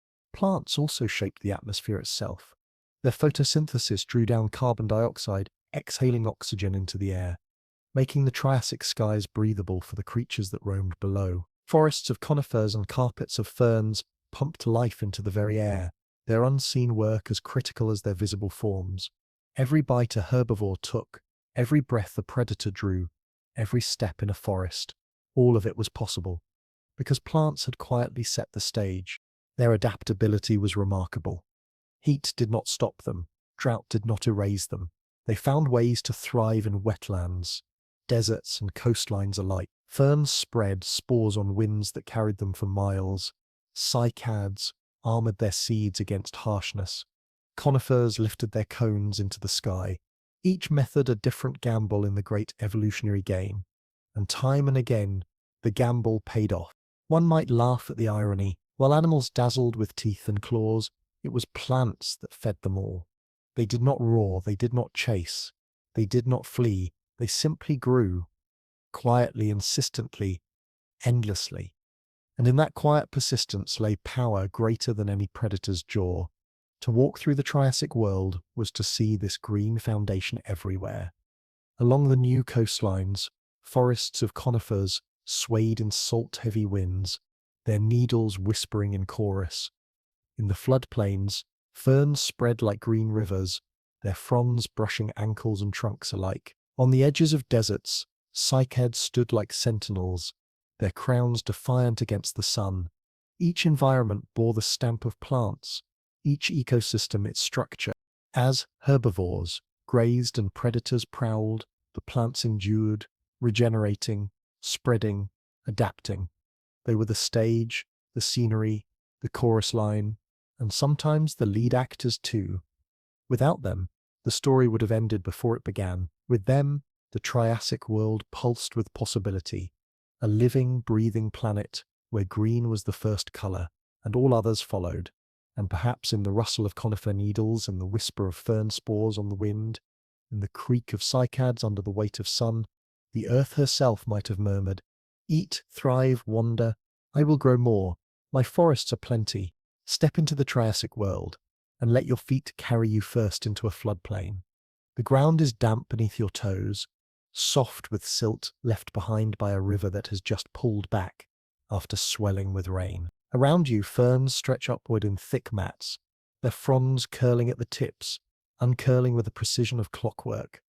The air smells fresh green, almost metallic with moisture. As you brush past, spores lift invisibly into the air, carried by the wind, so light you do not notice them drifting onto your skin and hair. They are everywhere, invisible messages of growth. The ground is alive with green, and each step feels as though you are walking through a world perpetually eager to begin again. Follow the riverbank further, and the canopy grows taller. Conifers tower above you, their trunks straight as cathedral columns, their bark resinous and rough beneath your hand. High overhead, branches stretch out in tufts of needles, filtering sunlight into shafts of gold that strike the forest floor. The air smells of pine resin, sharp, tangy, oddly familiar, though this forest is 200 million years old. It is cool here, shadowed, and the noise of the outside world muffles into a hush. A cone drops from above, bouncing once at your feet, heavy with seeds that may one day grow into another towering giant. This is a forest that feels eternal, rooted in patience, its trees lifting their arms not for decades but for centuries, their roots drinking deep into the soil, their needles whispering in the wind. Step out of the forest, and the landscape changes again. The air grows hotter, the soil drier, the horizon shimmering with heat. Before you lies a land of cycads, scattered across the rocky flats like guardians of survival. Their trunks are short but sturdy, their leaves stiff and radiating, sharp against the blazing sky. The crowns stand defiant, as if daring the sun to burn them down. Between them the ground is cracked, but their roots stretch deep into unseen moisture. The air is dry, but the cycads endure, each one a statement of persistence. Life does not need comfort, only strategy. You run your hand along one trunk and feel its rough, fibrous armor. It has stood here through storms and droughts, through searing summers and thin rains. In the desert silence, the cycads seem almost to hum with resilience. As you walk through these worlds, you begin to notice how they connect. The ferns offer abundance, fast and fleeting, carpeting damp places with green. The conifers offer permanence, building forests that shape soil, air, and water.